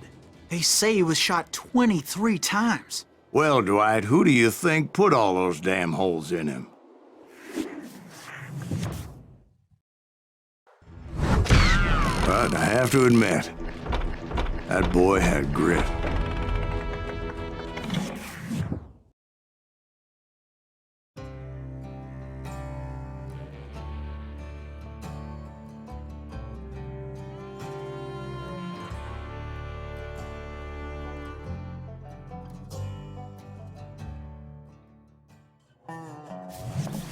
We'll get those suckers! It took me a couple of days to track the Daltons down. They can't get away with this! And in that time, a whole posse of local vigilantes offered to lend a hand. We'll track him to the ends of the earth. They seemed as determined as me to find those outlaws. But as we headed into those swamps, it was like I had my own private army. There was no way those boys were getting away this time.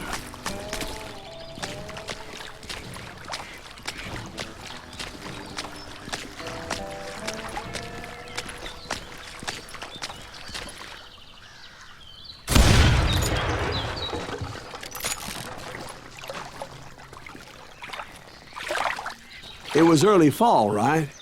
Beautiful time of year. At least you had the weather on your side. Not by my recollection. It was damp and foggy as hell.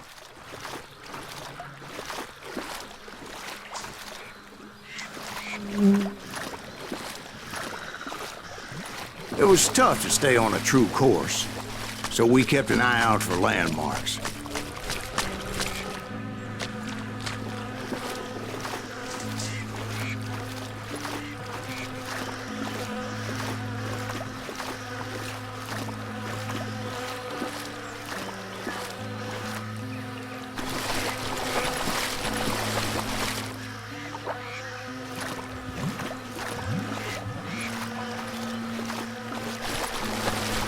It was autumn.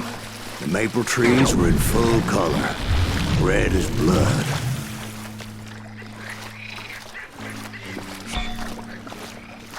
The rains that year were torrential, so the whole area was flooded.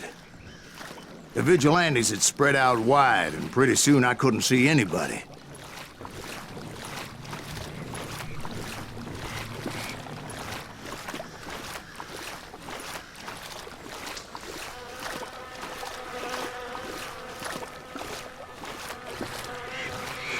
Bury them in the swamp! Right where they stand! Except for some bitches ahead of me wanting to do me harm. So I had to face them alone. I wondered why my compatriots didn't come running when they heard the shots.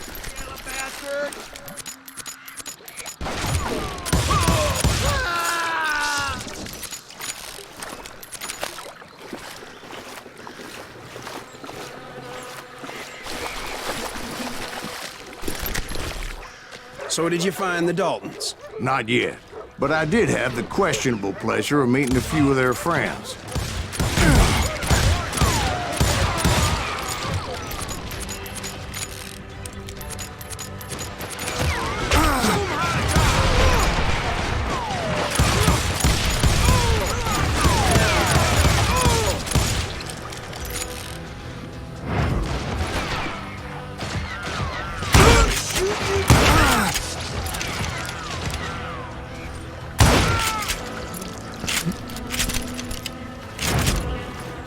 The boys had established quite a reputation by that time, so they attracted all manner of riffraff to their cause.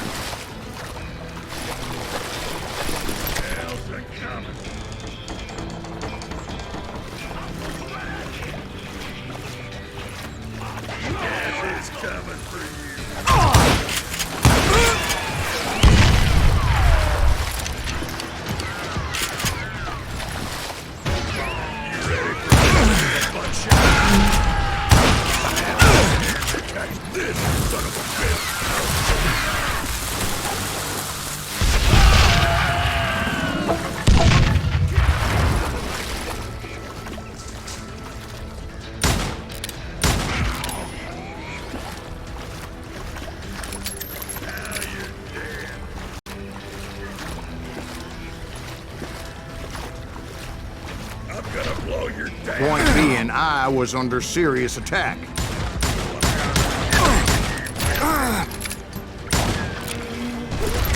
And my reinforcements was nowhere to be seen.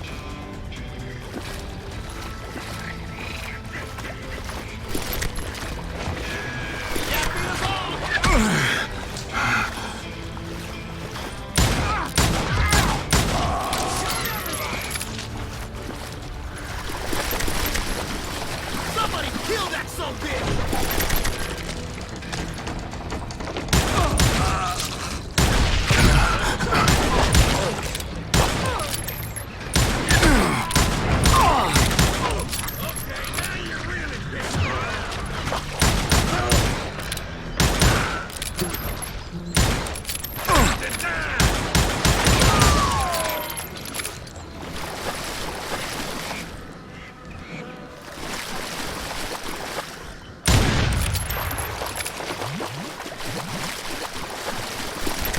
But luckily, a barn materialized as if right before my eyes. I scrambled up top to get a better view.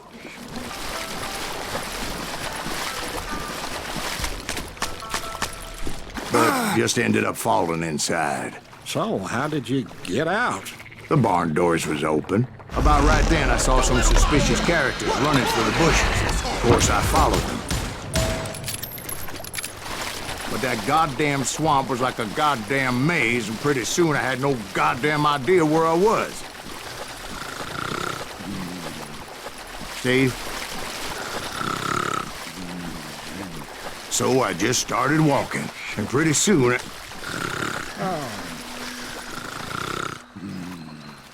Steve? Steve? Huh? Oh, no, I'm listening. Indians surrounded me from all sides.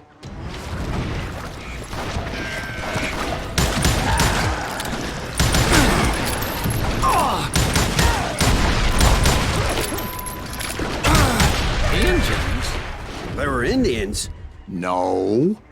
I just wanted to make sure Steve was paying attention. Now, where was I? You were following the Daltons through a swamp? That's right. See, Steve?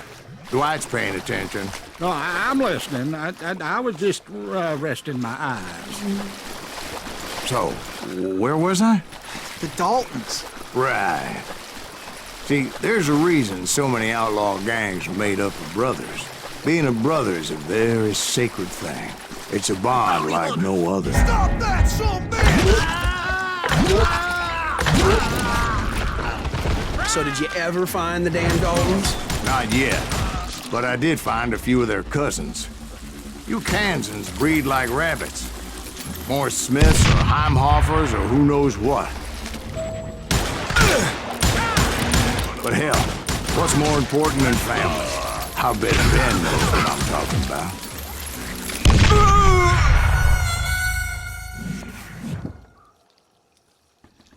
Bounty hunters! Stop that, son of a bitch!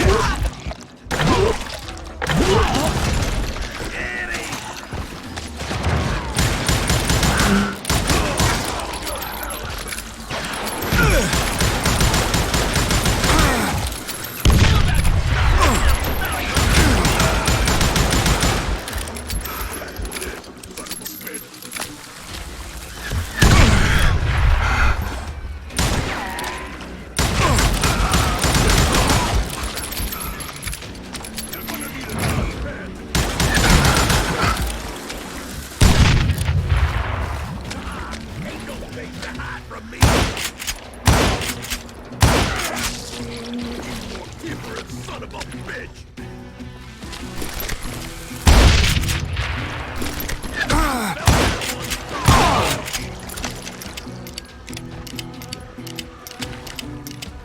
I think he's scared.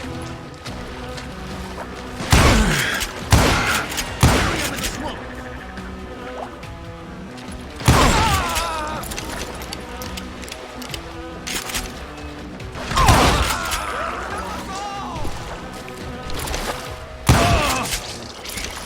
Somebody kill that son of a bitch!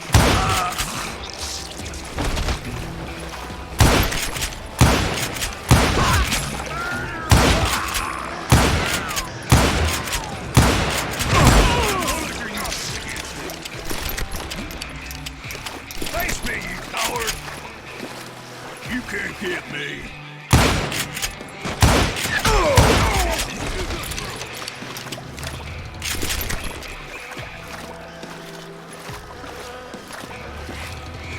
Shoot, I dare you.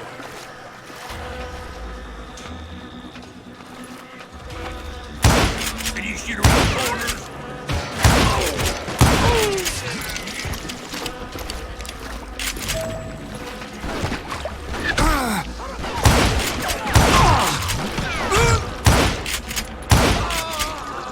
It's you!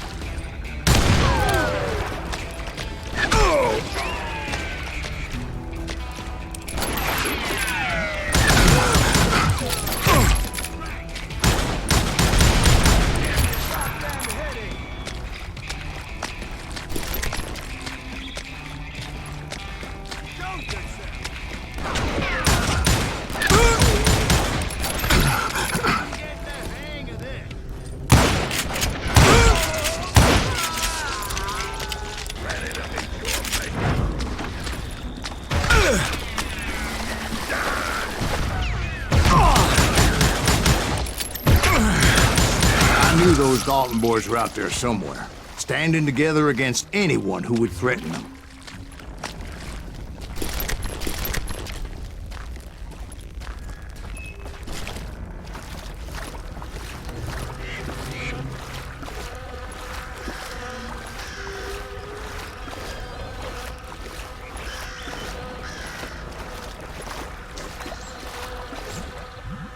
And that's when I saw it. A goddamn steamboat. A steamboat in a swamp? Yeah, Steve, but this wasn't much more than a wreck, really. But how'd a damn steamboat end up in the swamps? Yes, it floated off during the flood of '89. Now, was it a stern-wheeler or a side-wheeler? What? Does that really make a difference, Steve? It was a steamboat with a goddamn army on board. It was then that a fusillade of bullets come raining down from on high. And those vigilantes who accompanied me weren't anywhere to be found. But among those men that were shooting at me...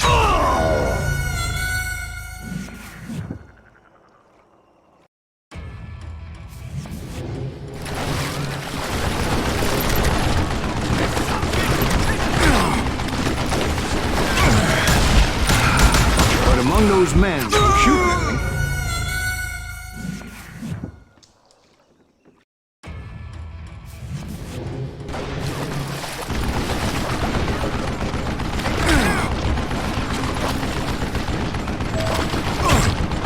But among those men that were shooting at me, I thought I saw some familiar faces.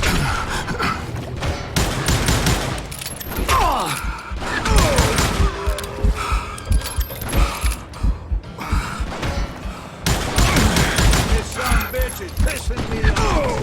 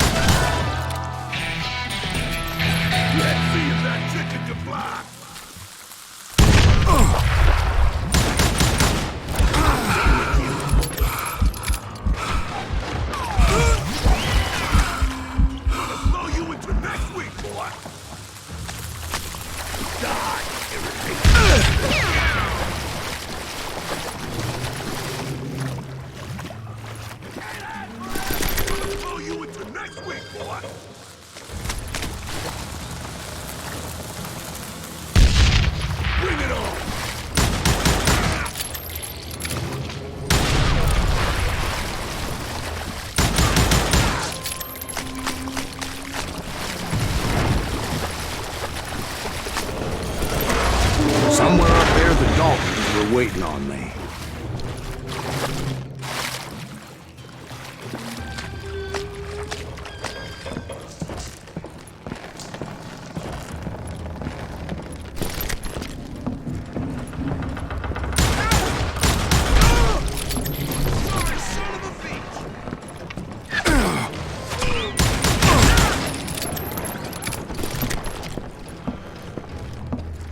Sounds like you don't give up too easy.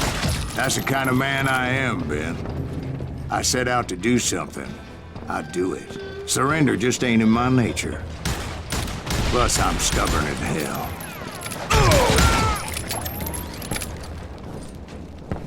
That's right.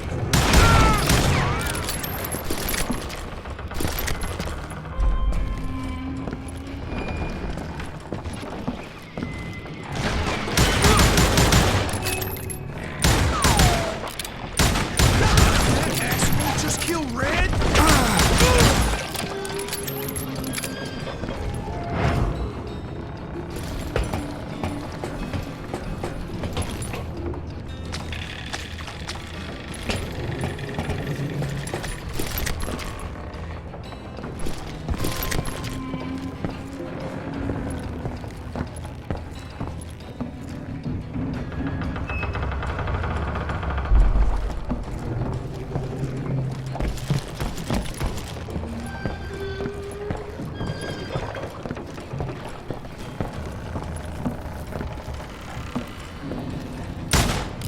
Right about then, much to my relief, the vigilantes finally arrived.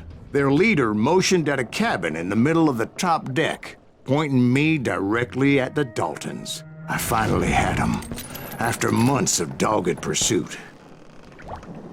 Huh? But it turned out that they had me. Take him out! I'm sending you to hell!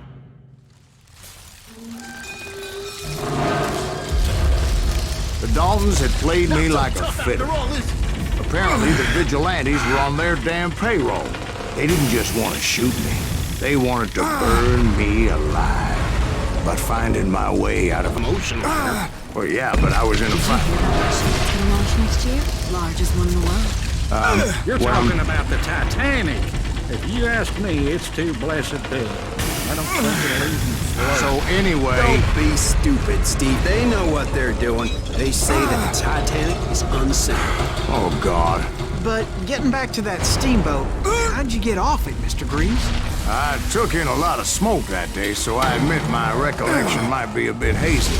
But somehow I managed to finally disembark. I was coughing up smoke and pretty damn pissed. I was done playing games with those boys. It was time to settle this once and for all.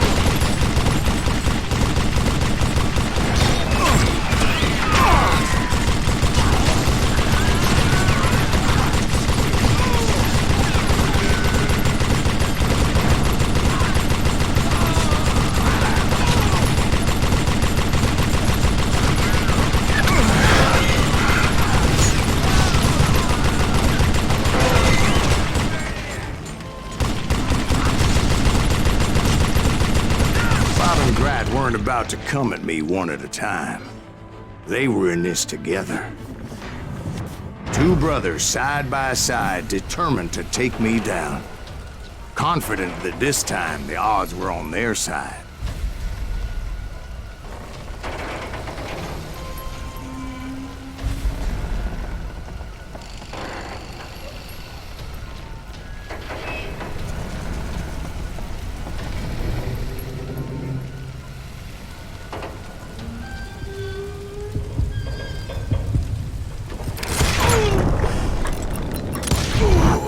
They got it wrong. A sad end for those two. If they'd only known that Emmett was still alive despite his wounds. Paroled 14 years later, he moved to California and sold real estate and lived off the legend of that fateful day. And the tragic death of his two brothers.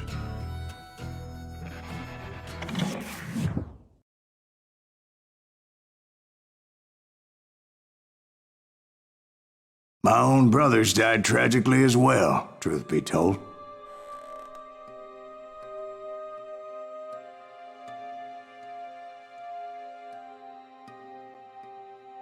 It was 1868, and me and my older brothers were pulling a tidy profit running cattle into Juarez, Mexico.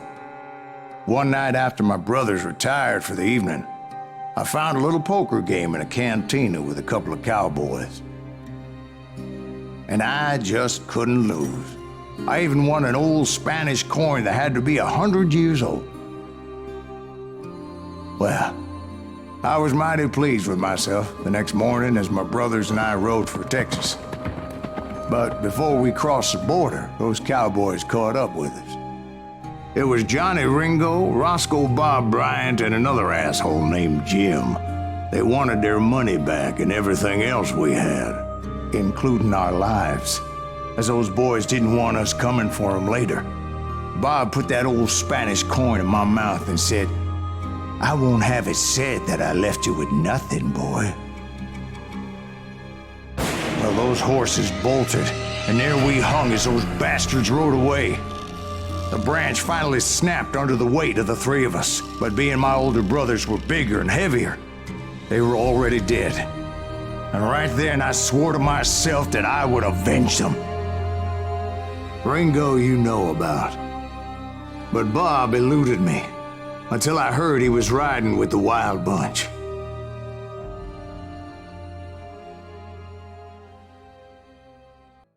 I'd been on their trail for months, ever since they left their hideout in the Bighorn Mountains.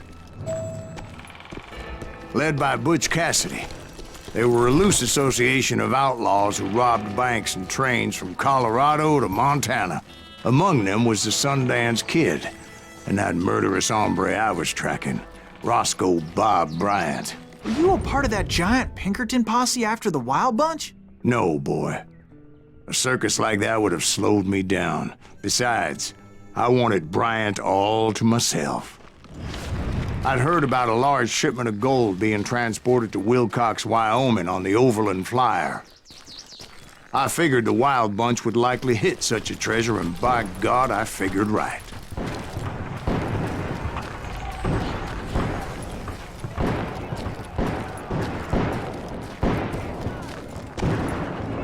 They blew the bridge with the intention of forcing the train to stop.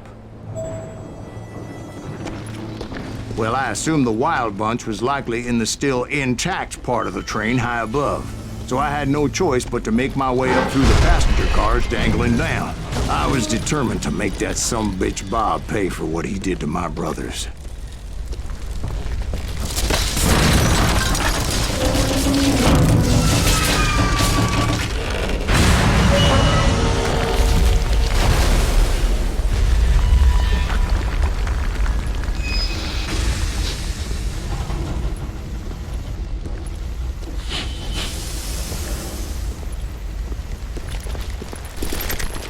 I found the device they used to blow the tracks, so I knew I was headed in the right direction.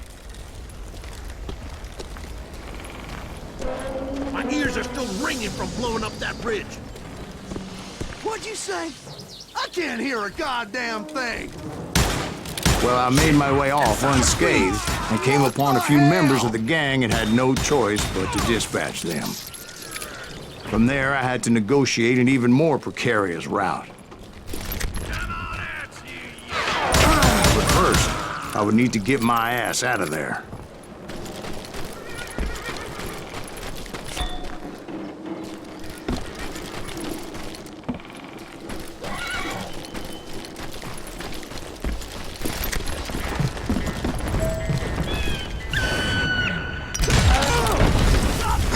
I jumped from the frying pan into the fire as the train was clearly fixing to fall. You're dead. I found the gang, but in order to find old Bob, I needed to fight my way forward past a whole passel of desperados. Outside, inside, any way I could, I made my way towards my prey. Well, what about the passengers? It was mostly a freight train, as I recall. There were no passengers aboard that day.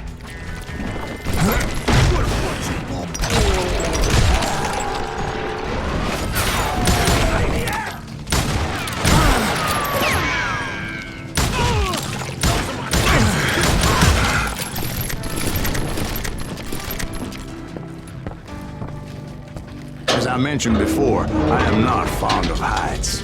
But I was too busy dodging bullets to worry about falling to my death. Odds were I was likely to die that day anyway.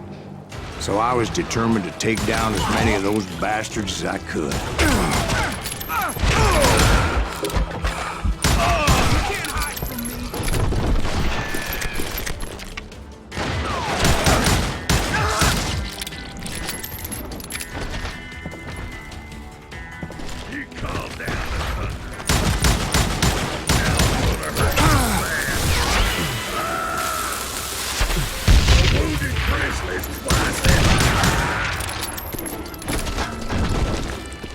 Times it was like shooting ducks in a shooting gallery. The only difference is these damn ducks shot back.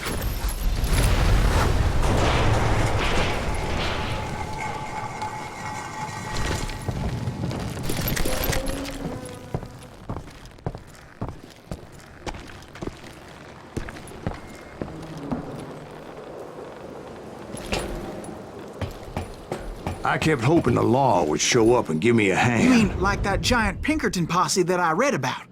Did they come riding in, guns a-blazing to help?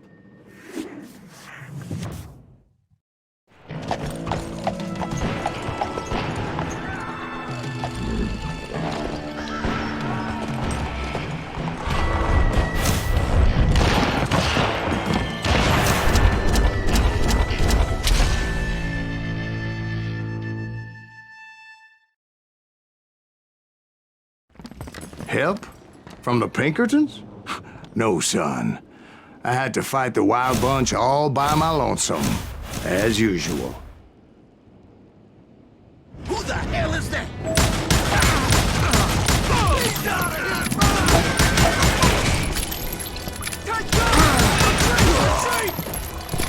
He's killing everybody! He called down the thunder. They'll kill us all! Run! Ready for a belly full of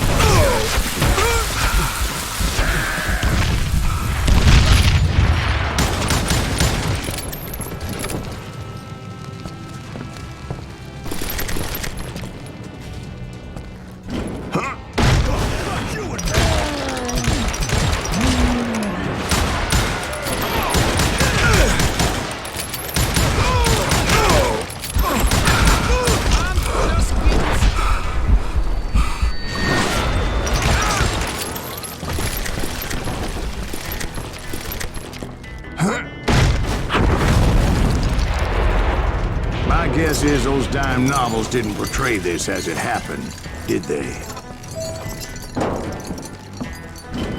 Only a few stragglers were left, and I had to cut them down pronto if I was going to stay on old Bob's trail.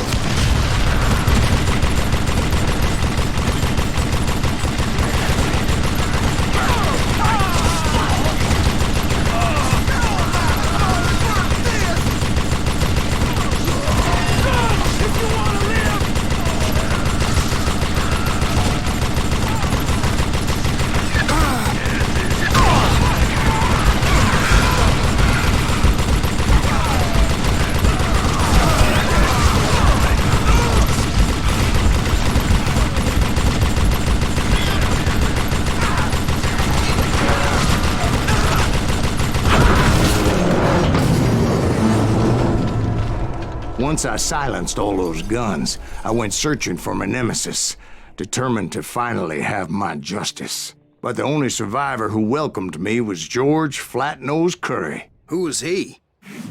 The fastest gun in the gang. Right after Sundance, I mean. And Kid Curry, and maybe Elsie Lay. Though some folks might dispute that.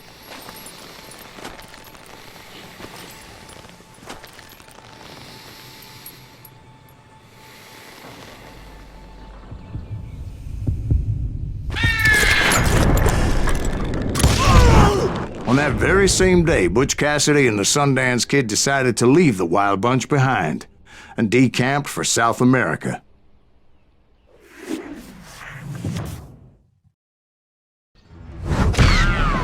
They ended up living down there for many years, but I'm sure you already know all about that.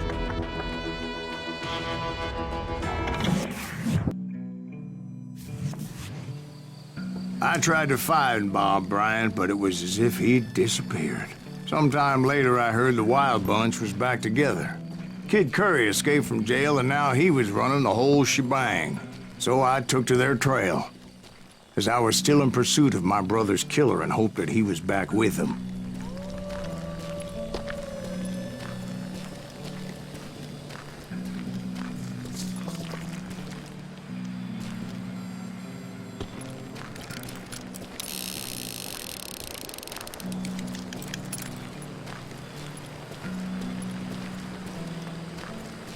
That Kid Curry's kinda crazy, ain't he? Don't let him hear you saying that. Anyways, I tracked those boys to a camp right outside Parachute, Colorado.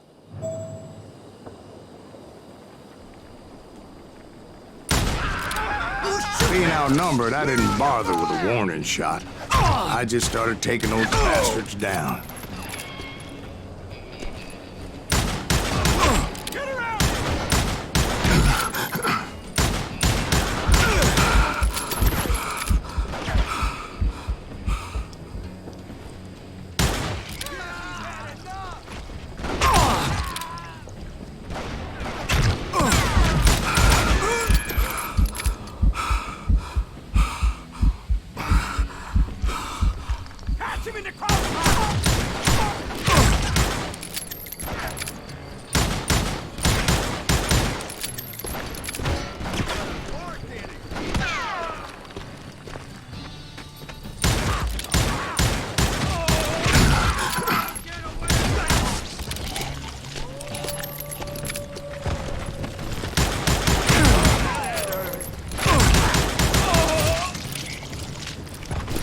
Old Bob wasn't among them, and neither was Kid Curry.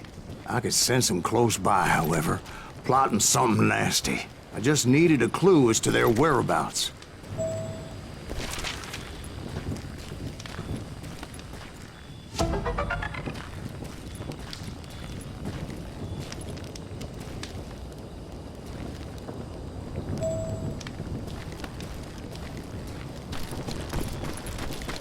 And I found one.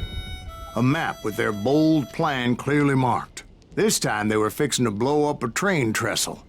Property of the Union Pacific.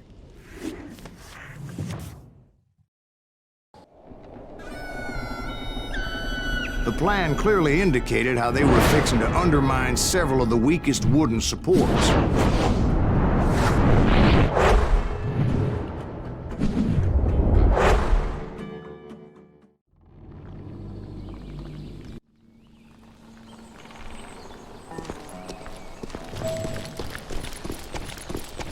Kid Curry was considered the wildest of the Wild Bunch.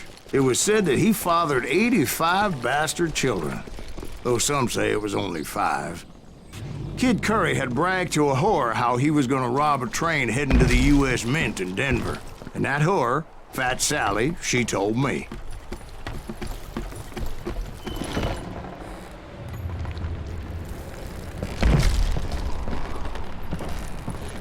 The bridge was rigged with dynamite, so I decided I'd best be careful confronting those bastards.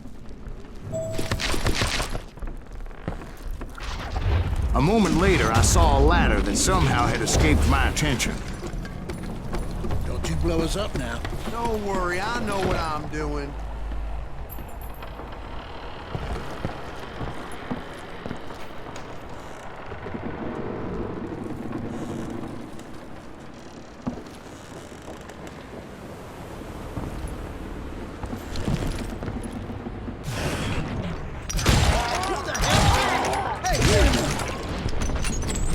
Wild Bunch did not take kindly to my presence and attempted to blow my head off. It appeared the kid had found a number of new recruits to bolster their ranks. Guess there's always desperate men willing to trade their lives for stolen treasure. What happened next? Well, having removed the first bundle of dynamite, I decided I might as well remove the other one. Once that was done, I figured I'd find my way from there.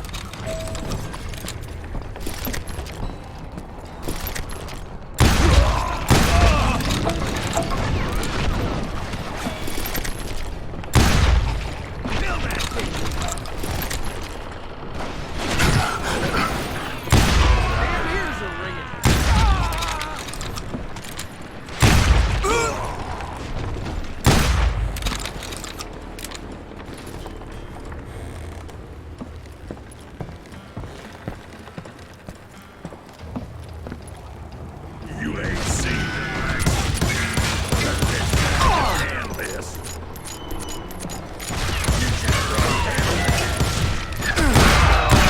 So, what happened then? Had to remove more of that damn dynamite.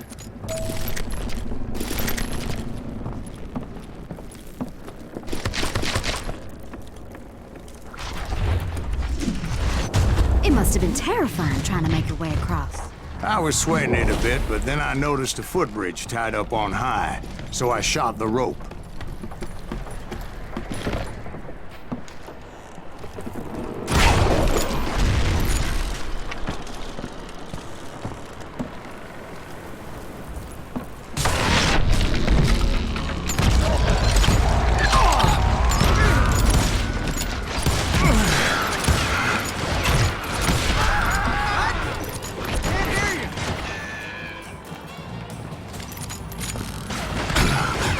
So that was all the dynamite?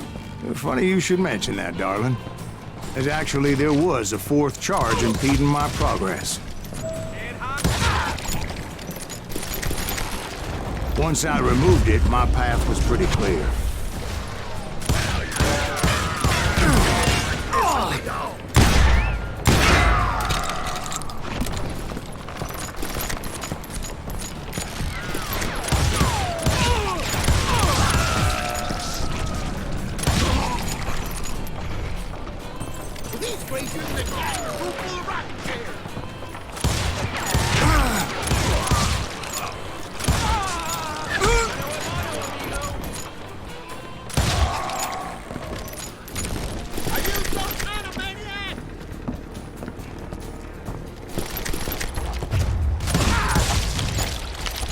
So I proceeded onward and realized that that way just wasn't gonna work.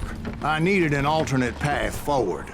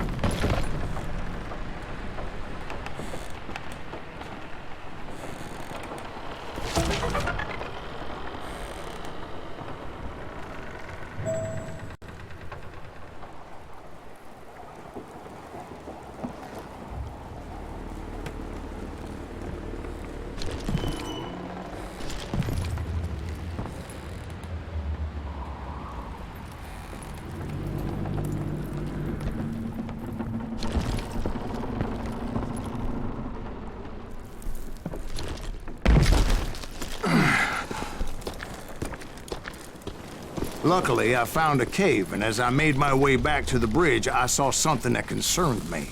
It was a long, burning fuse, and it was moving fast as hell. I had to catch it.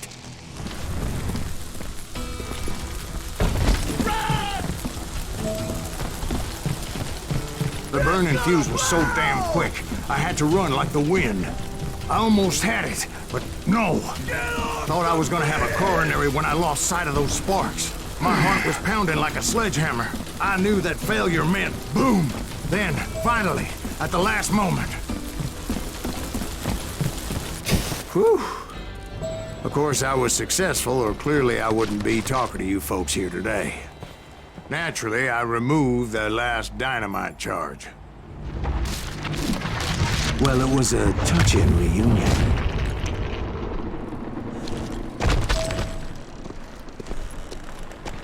But by this time, I was thoroughly exhausted and dragging my ass, as I was not a young man anymore.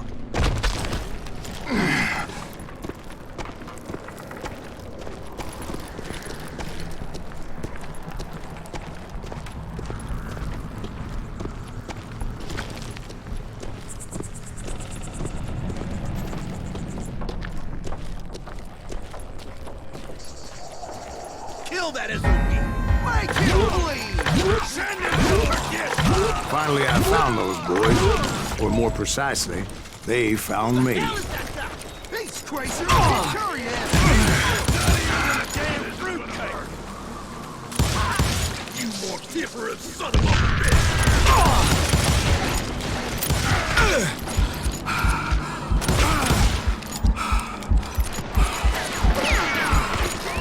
Kill that cocksucker!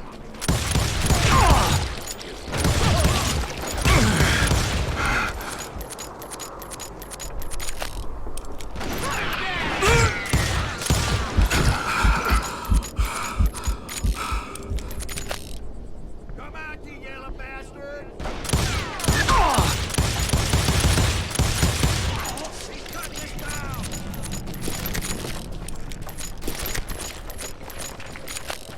Just when I thought things couldn't get worse, Kid Curry opened up on me with a goddamn Gatling gun.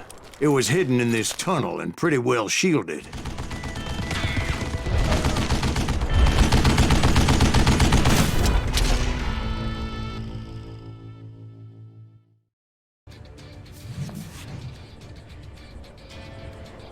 Guess you had enough, huh?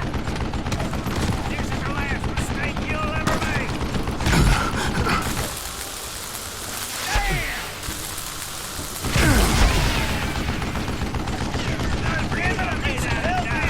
Come on, boys! Make this something better.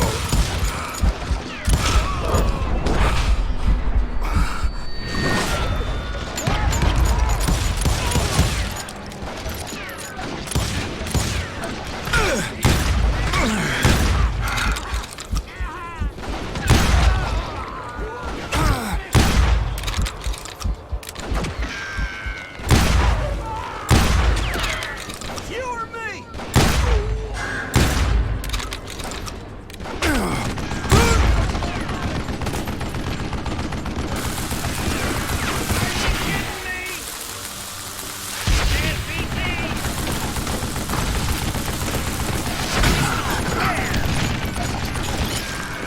Fight this cocksucker!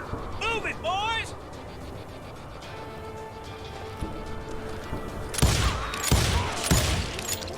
Show yourself, you coward!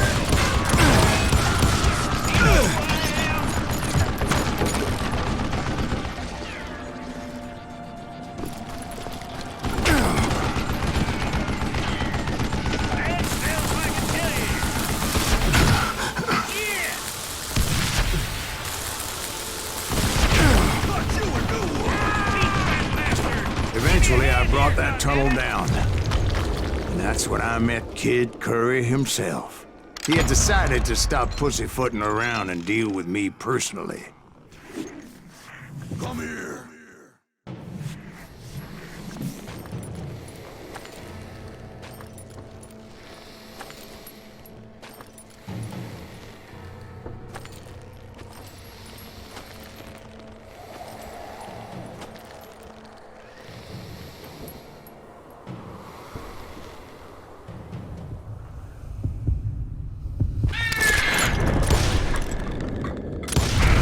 fast as he was. I was just a bit faster.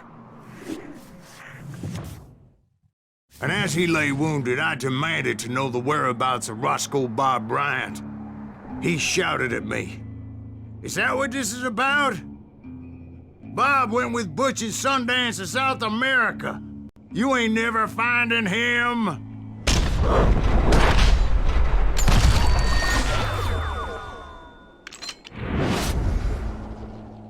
Those were his last words.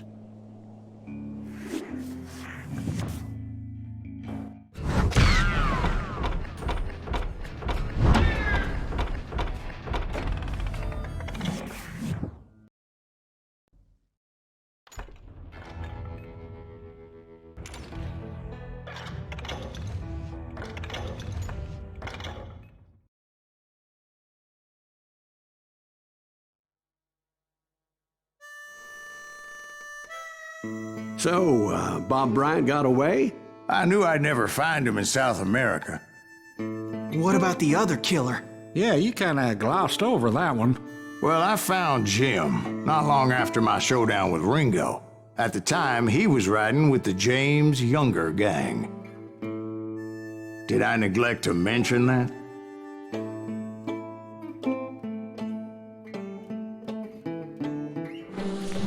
Jesse James? The greatest outlaw who ever lived? Jesse and his kin rode with Quantrill when he raided Lawrence, Kansas, and killed near 200 people, boy. Nothing great about that. And from there, him and his brother went on to rob banks and trains from Kansas to Missouri. Which is why there was such a rich bounty on their heads. 40 grand for both of them, dead or alive. That's one hell of a payday.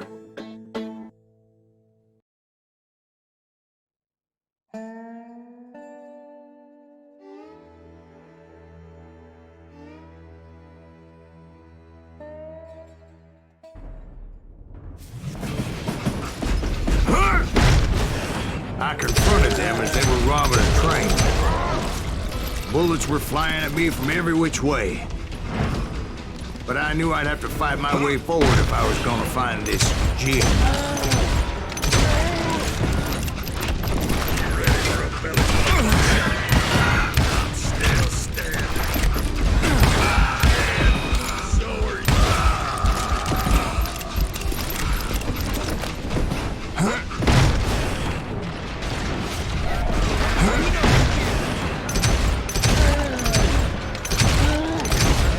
Now, wait a second. Now, how'd they stop this train in the first place? Well, the James boys were experts at this.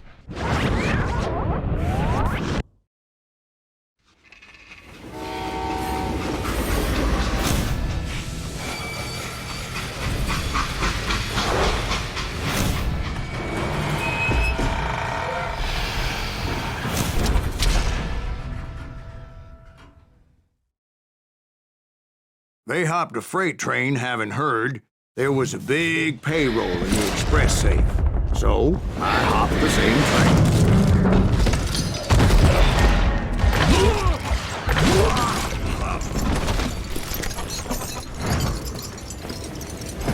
The James Younger gang was decimated after that little fiasco they had in Northfield, Minnesota. So Jesse needed more men and took on the killer I was after, along with a host of others. I was hoping to find my man and put a bullet in his head. Climbing around that train, I must have swallowed 100 damn bugs before I reached James that... Younger gang pulled the first train robbery west of the Mississippi. Sounds like you hold them in high regard. Everyone knows they were the most famous outlaw gang ever. And you took them all on by your lonesome. Again. I'm finding this all a little hard to swallow, friend. Well, maybe you need to wash it down with some whiskey. By the way, did I mention that that train was flying down those tracks like a bat out of hell?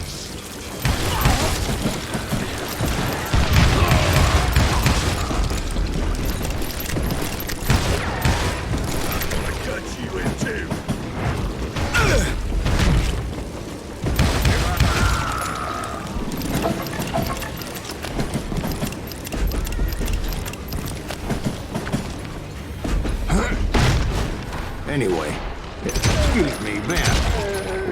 find the gentleman's facilities. Suddenly, I have an urgent need to drain my one-eyed snake. Well, I've had more than a few drinks, and I've been sitting here for quite a spell. Right through there. Let me show you.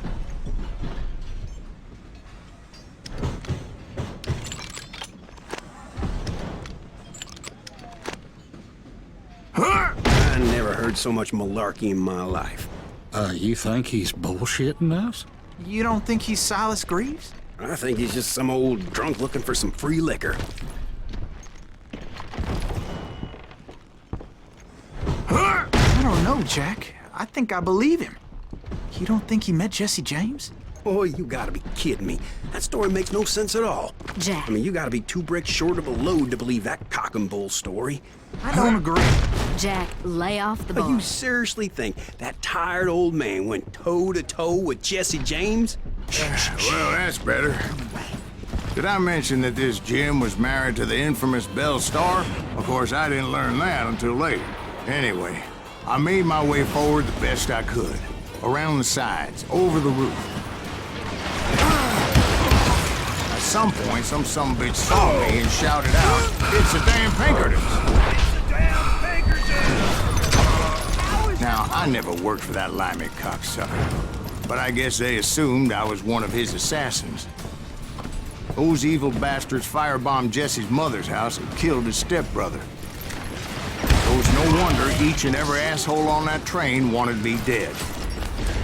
Everybody's always mistaking you for somebody else, aren't they? Why is that, I wonder? Don't rightly know, Jack. I'm just telling you how I remember it. I bet you are.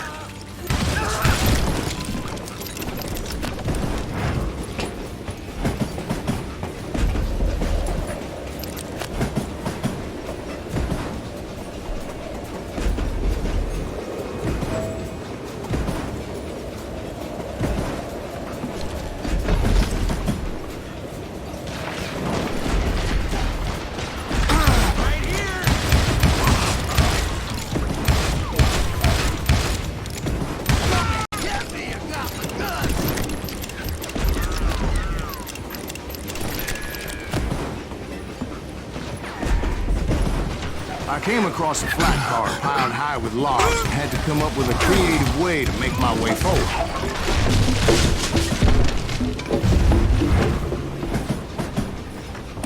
I wondered if I was ever going to find the front of that train, or the bastard I was after. Jesse hired a damn army after Northfield. Guess he didn't want to be outgunned like that ever again. Right about then, I was attacked by some asshole on a Gatling gun. Yeah, seems like you run into a lot of them. Asshole? Gatling guns. Guess I did. Now, I don't remember how I took it out. It was either a bullet or dynamite. Where would you find dynamite? Does it really matter, Jack? You're messing with the flow of the story here.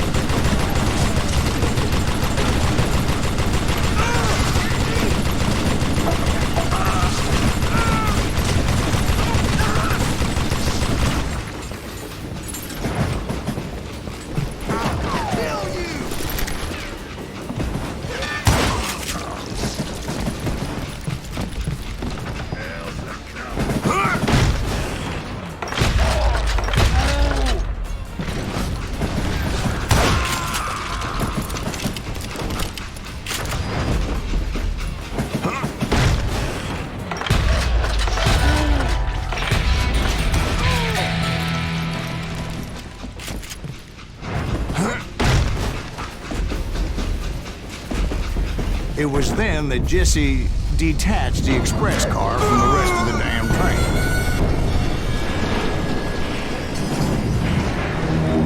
I could see Jesse waiting for me, fixing to kill me so he could get away with all that money.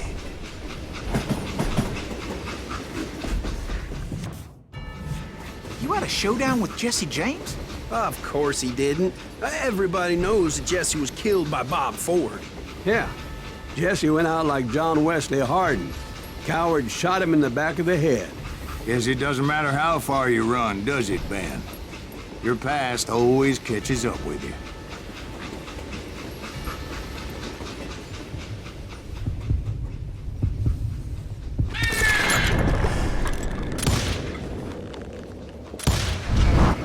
Yeah, I didn't kill Jesse James. Just wounded him bad enough to convince him to hang up his guns. What about that Jim fella? What happened to him? I figure he was up front with a gun to the engineer's head. That bastard slipped away again. I'll tell you how I got him. But first I need to wet my whistle.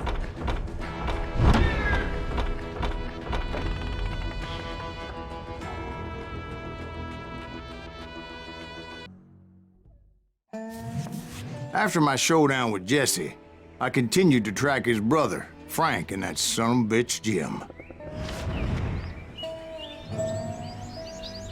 I followed those bastards into the high mountains as they were going to ground. What mountains would that be? Somewhere in the Ozarks, I believe. The perfect place to hide out from the authorities. In fact, before I could find them, some Indians who fled the Reds and were hiding out from the military found me first. They probably thought I was a cavalry scout and didn't want me telling the military where they were. Indians? It could have been Cheyenne, but there was all sorts of renegades roaming the landscape back then.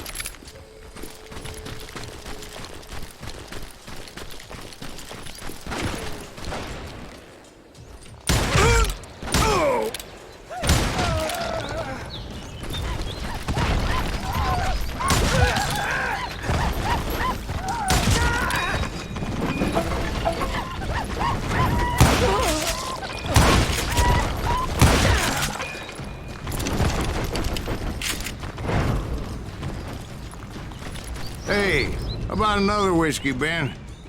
Nothing better to soothe the troubled soul.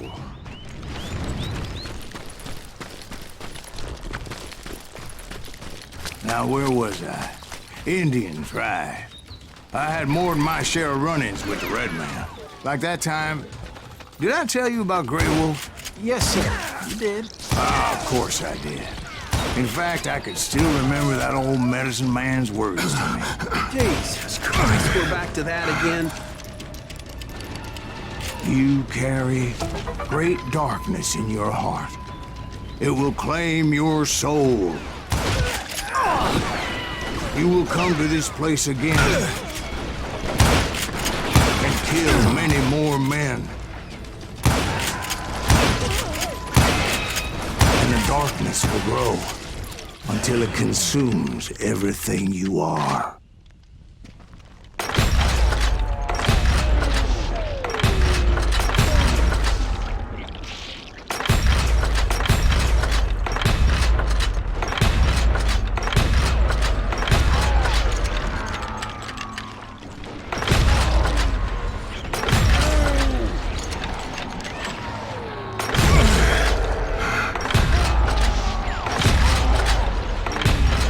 So, did you ever find it? Who? The man you are after. Let me ask you something, Ben. You ever think about death? Mr. Greaves, are you all right? Ooh, death. Oh, death.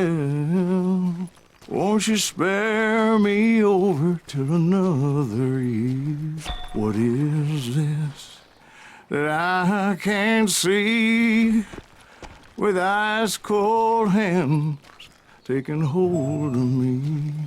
Well, I am death, none can excel. I'll open the door to heaven or hell. Oh, death, someone would pray. Could you wait to call me another day? Oh, death. Oh, death. Won't you spare me over till another year? So are you gonna answer the question? What question is that? Jim Reed. Did you ever find him? Reed was indeed that son bitch's surname. That's right, Ben. A despicable character. I remember him laughing like a hyena that cold morning they lynched me and my brothers. He was intent on avoiding my vengeance, but nothing was gonna stop me. Nothing.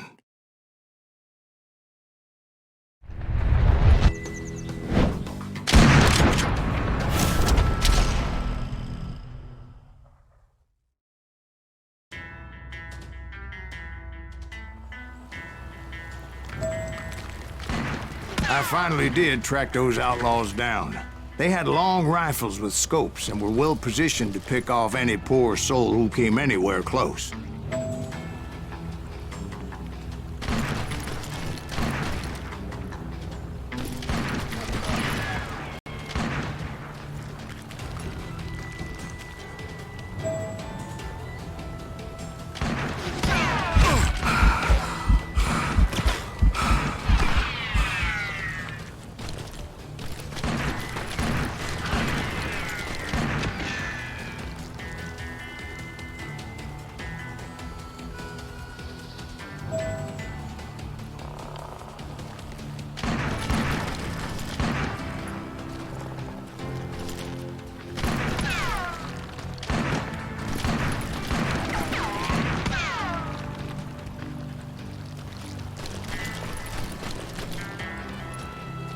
I'm guessing Frank James believed I was responsible for the demise of his brother Jesse. I couldn't really disagree with the man, as I thought Jesse was dead then as well.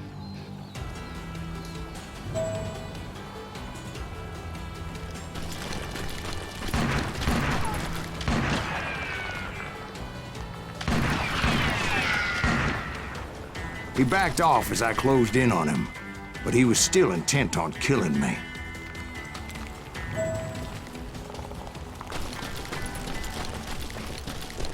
And when I closed in on him again, he backed off again, looking for a better angle on me.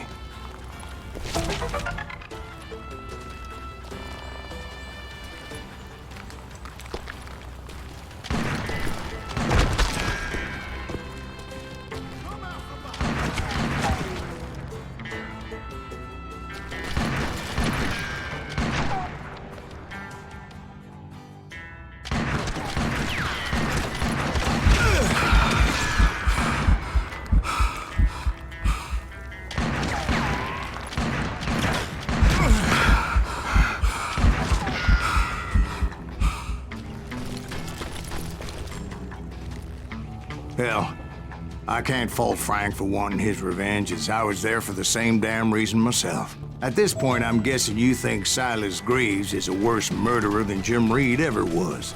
No, sir. A man who spent half his life killing somebody's brothers, fathers, sons. I think you were just looking for justice, sir. Is that what I was looking for, Dwight? Is that what it was? Justice?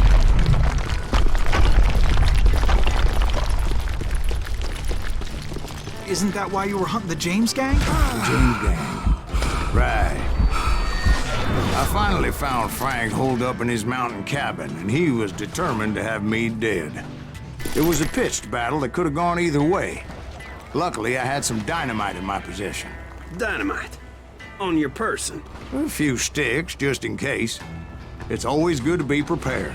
Right. I'm just laying out the facts as I remember them, Jack.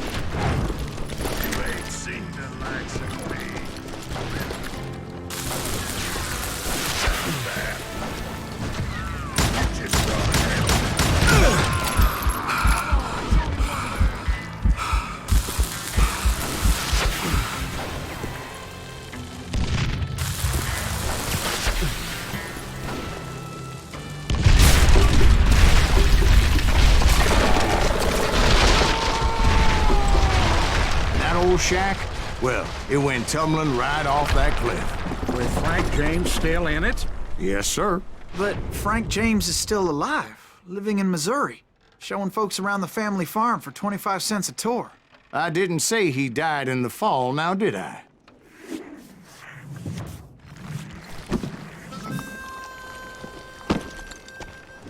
I'm done with this damnable outlaw life! Kill me, don't kill me, do what you will! At this point, I just don't give a shit. I explained to Frank that I had nothing against him personally and that I was looking for someone else. You want Reed? Have at him. I never did like that bastard. I am done here. We parted in peace as Frank pointed out the path to my prey before making his way back down the hill.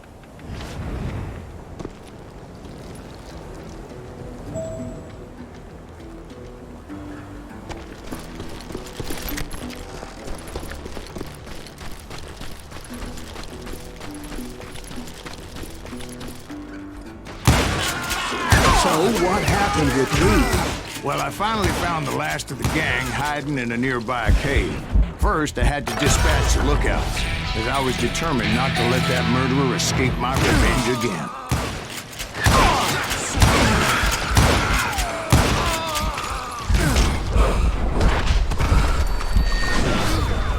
But rather than wander in willy-nilly, I decided it would be better to smoke that sumbitch out.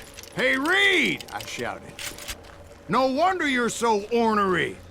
Can't be easy being married to Belle Starr. While you're off providing for the family, she's spreading her legs for every Tom, Dick, and Cole Younger. Not an attractive woman exactly, but very friendly. At least she was to me." Son of a bitch! It was then that the last bunch of bandits jumped out of hiding. Why won't this ass him up? Someone please kill him!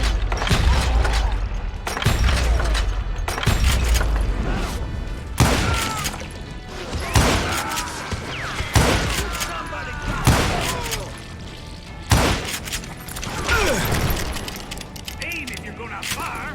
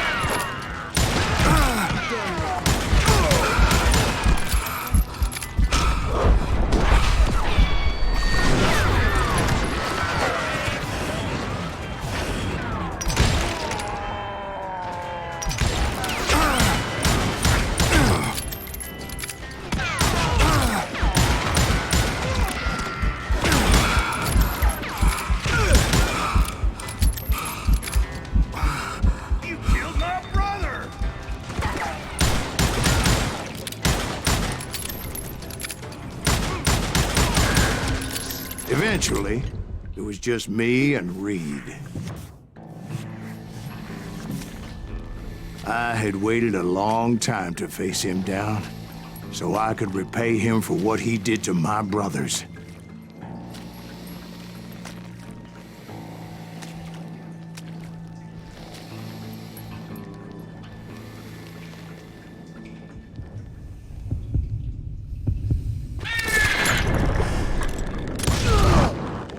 And repay him I did. Well, I don't know about you boys, but I'm pretty beat. Well, it's too damn bad you never found that Bob character. Seems a shame you never had to pay. Well, funny thing about that, I did have one more chance at him.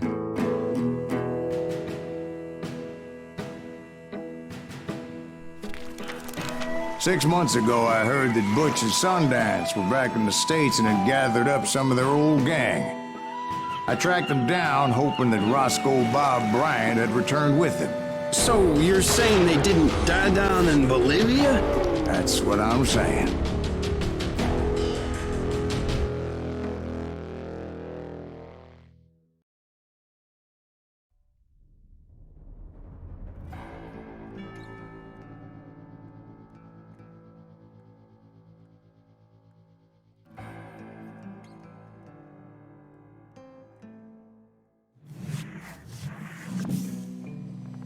"40 years I had waited to get my hands on the last of my brother's killers.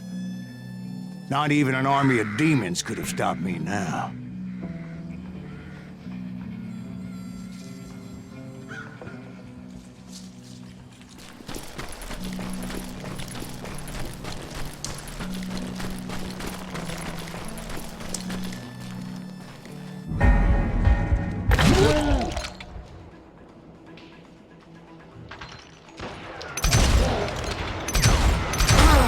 Both Johnny Ringo and Jim Reed fell fairly quickly.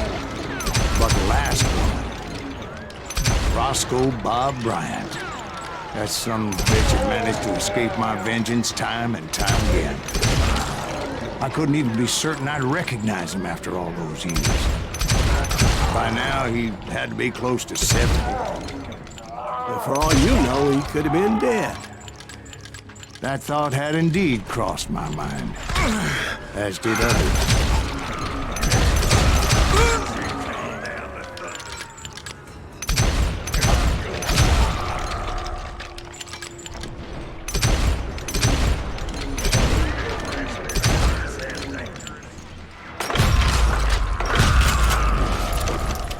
For instance, did my thirst for vengeance turn me into something worse than the man I was after?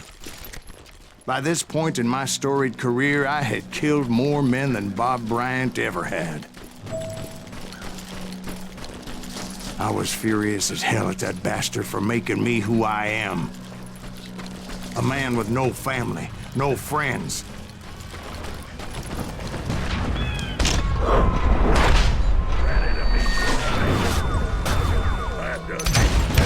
Nothing could stop me from taking his life. I'd been after that killer forever. From the time I rode with Billy the Kid. But that chapter of my story you already know. Chapter of that fairy tale, you mean? Suddenly, it was 1910. There I was, an old man roaming a ghost town dead almost 2 decades.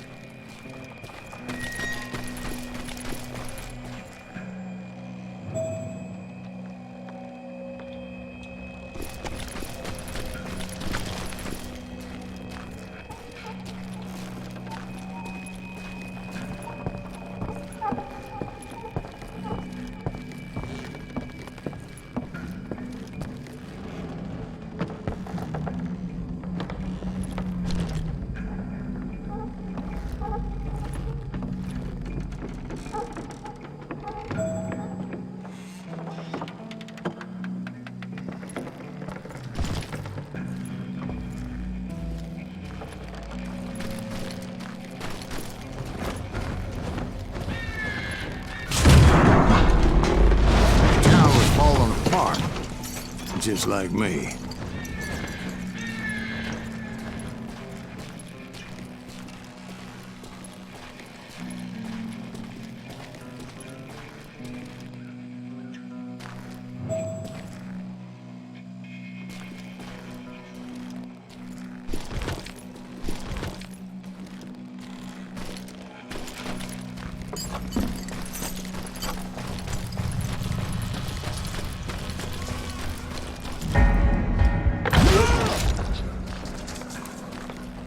But I wasn't about to call it quits.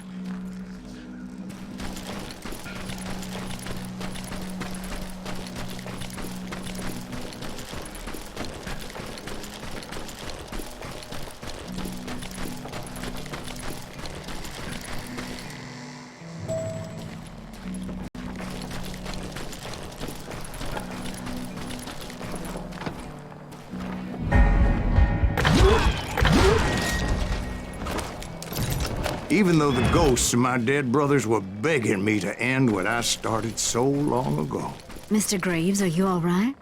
Would you like some water? The Wild Bunch knew I was there. They were after a treasure they had hidden before they fled, buried in the grave of a dead amigo. Some folks think the town is haunted, so they figured there wouldn't be many people poking around.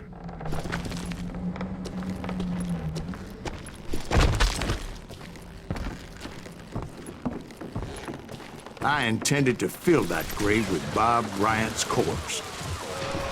But like I said, the bandits knew I was onto them. They lured me in and hit me with everything they had.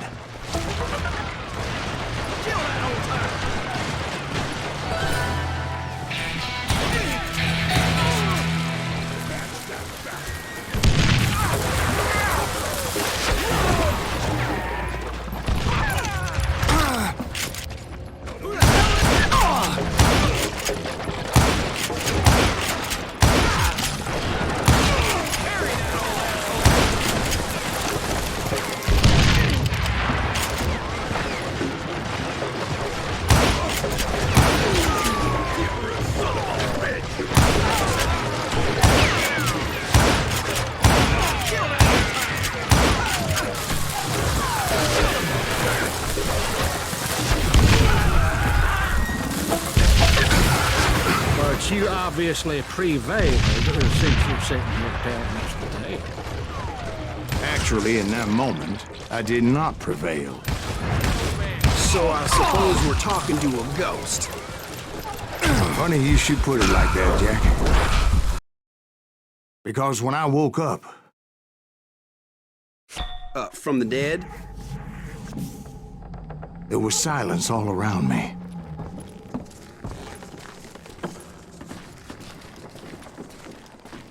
I could swear to God I saw Billy then.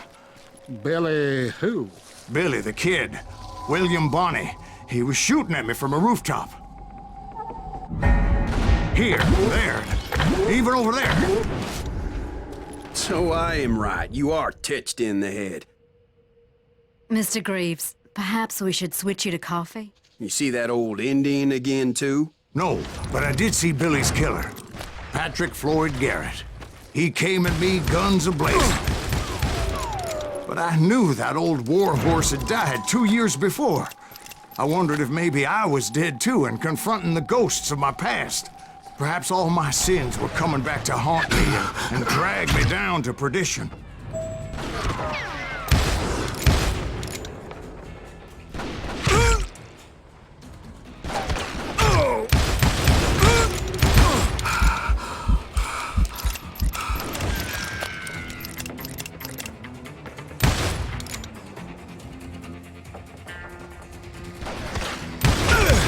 I saw Henry Plummer throw dynamite at me.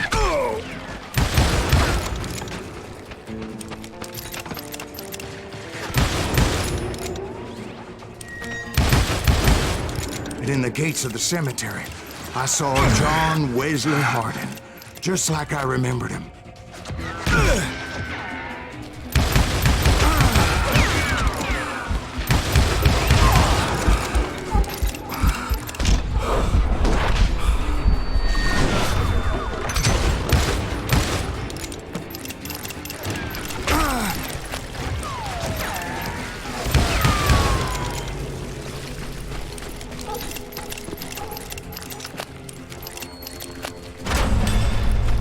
Robert Ollinger appeared with his terrible double-barrel shotgun. But the ghost army was stopping me.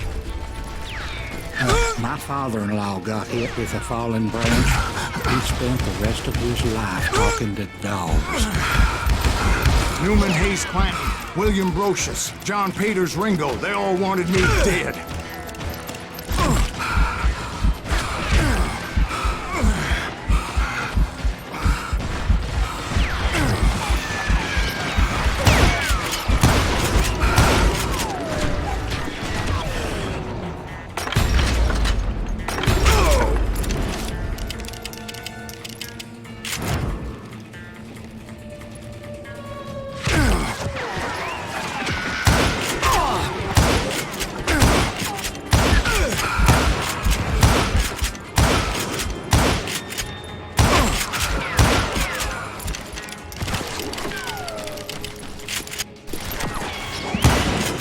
The Dalton brothers, Robert and Grattan, guardians of the Garden of the Dead.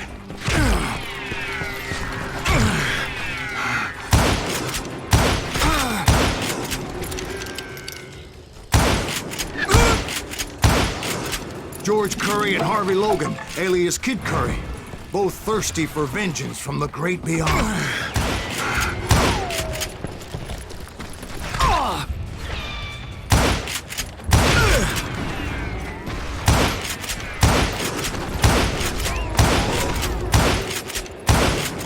Jesse, Woodson, James, and Jim Reed. Each one deader than the next. I thought I would go crazy.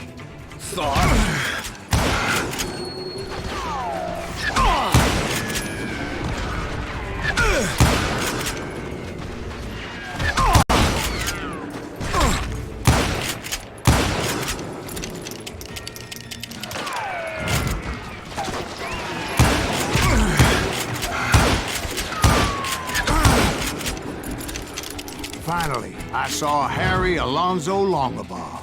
The Sundance Kid? Like a general leading his Legion of the Dead. You told us before that you'd seen him alive. He was alive.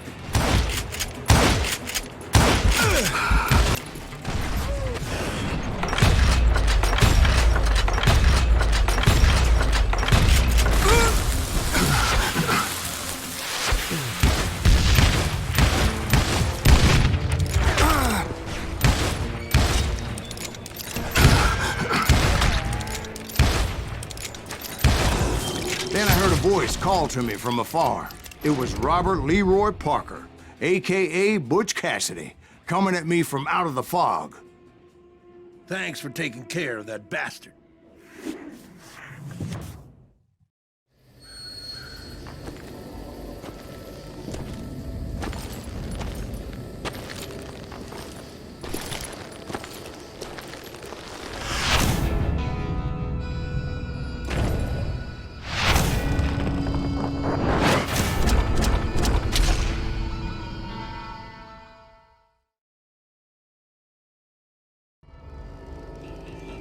But the kid wasn't quite deceased.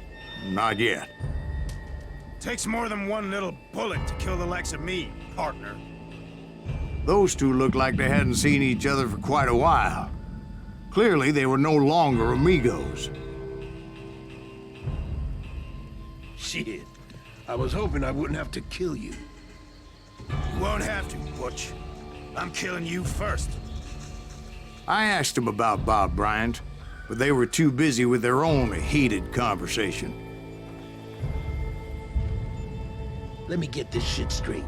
You want my money and the love of my life? You frittered it all away, Butch. Edda's mine.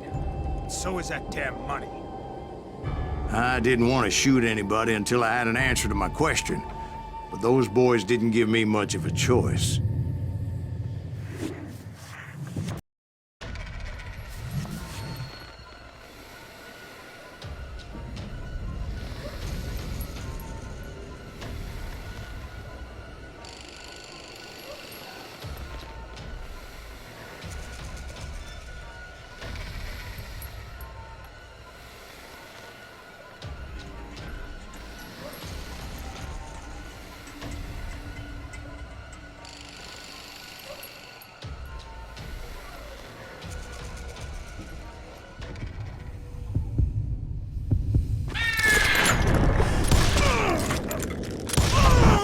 Butch Cassidy and the Sundance Kid died there in that cemetery not 6 months ago. Butch Cassidy and the Sundance Kid were killed by the Bolivian army. Everybody knows that. That's the legend, but it ain't the truth. So, you never found Bob? There is no Bob. This old sumbitch ain't even Silas Greaves. Sir, is that true? Have you been pulling our legs this whole time? Well, not the whole time. Oh, man, I think you've worn out your welcome here. Maybe you're right, Jack. Maybe it's time to pay. You see, Ben, or should I say Bob, your past always catches up with you. I was a different man back then, crazy. Drinking, I've changed my ways, I swear to you. If I could turn back the clock, But you can't, Bob.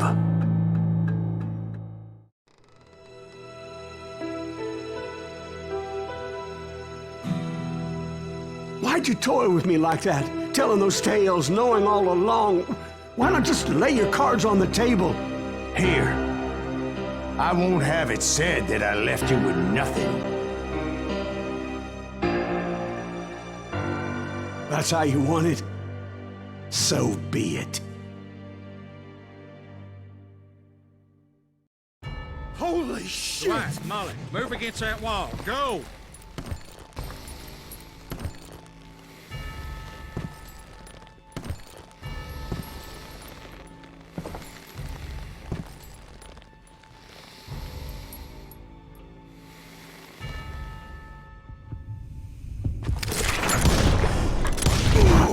Oh my God!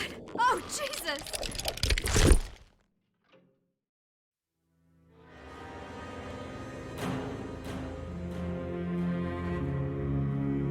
Did you know it was him all along? Cassidy told me Bob was in Abilene before he died.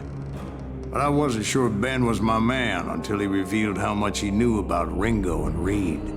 The coin, of course. Well, that was the last nail in that particular coffin. I better go get the sheriff. You okay, boy? You're looking mighty shook up. Dwight, maybe you best go home. Young Eisenhower here is leaving for West Point tomorrow. He shouldn't get caught up in something like this. I think I might head out myself at this juncture. Unless you want to stop me, Jack. No, sir, Mr. Greaves. So where you going now? Now that you had your revenge? Doesn't really matter, does it? As I've sold my soul for it, and will never again walk with those I have lost.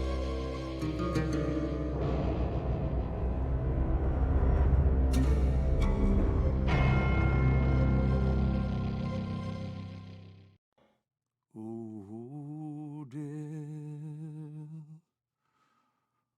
Oh, dear.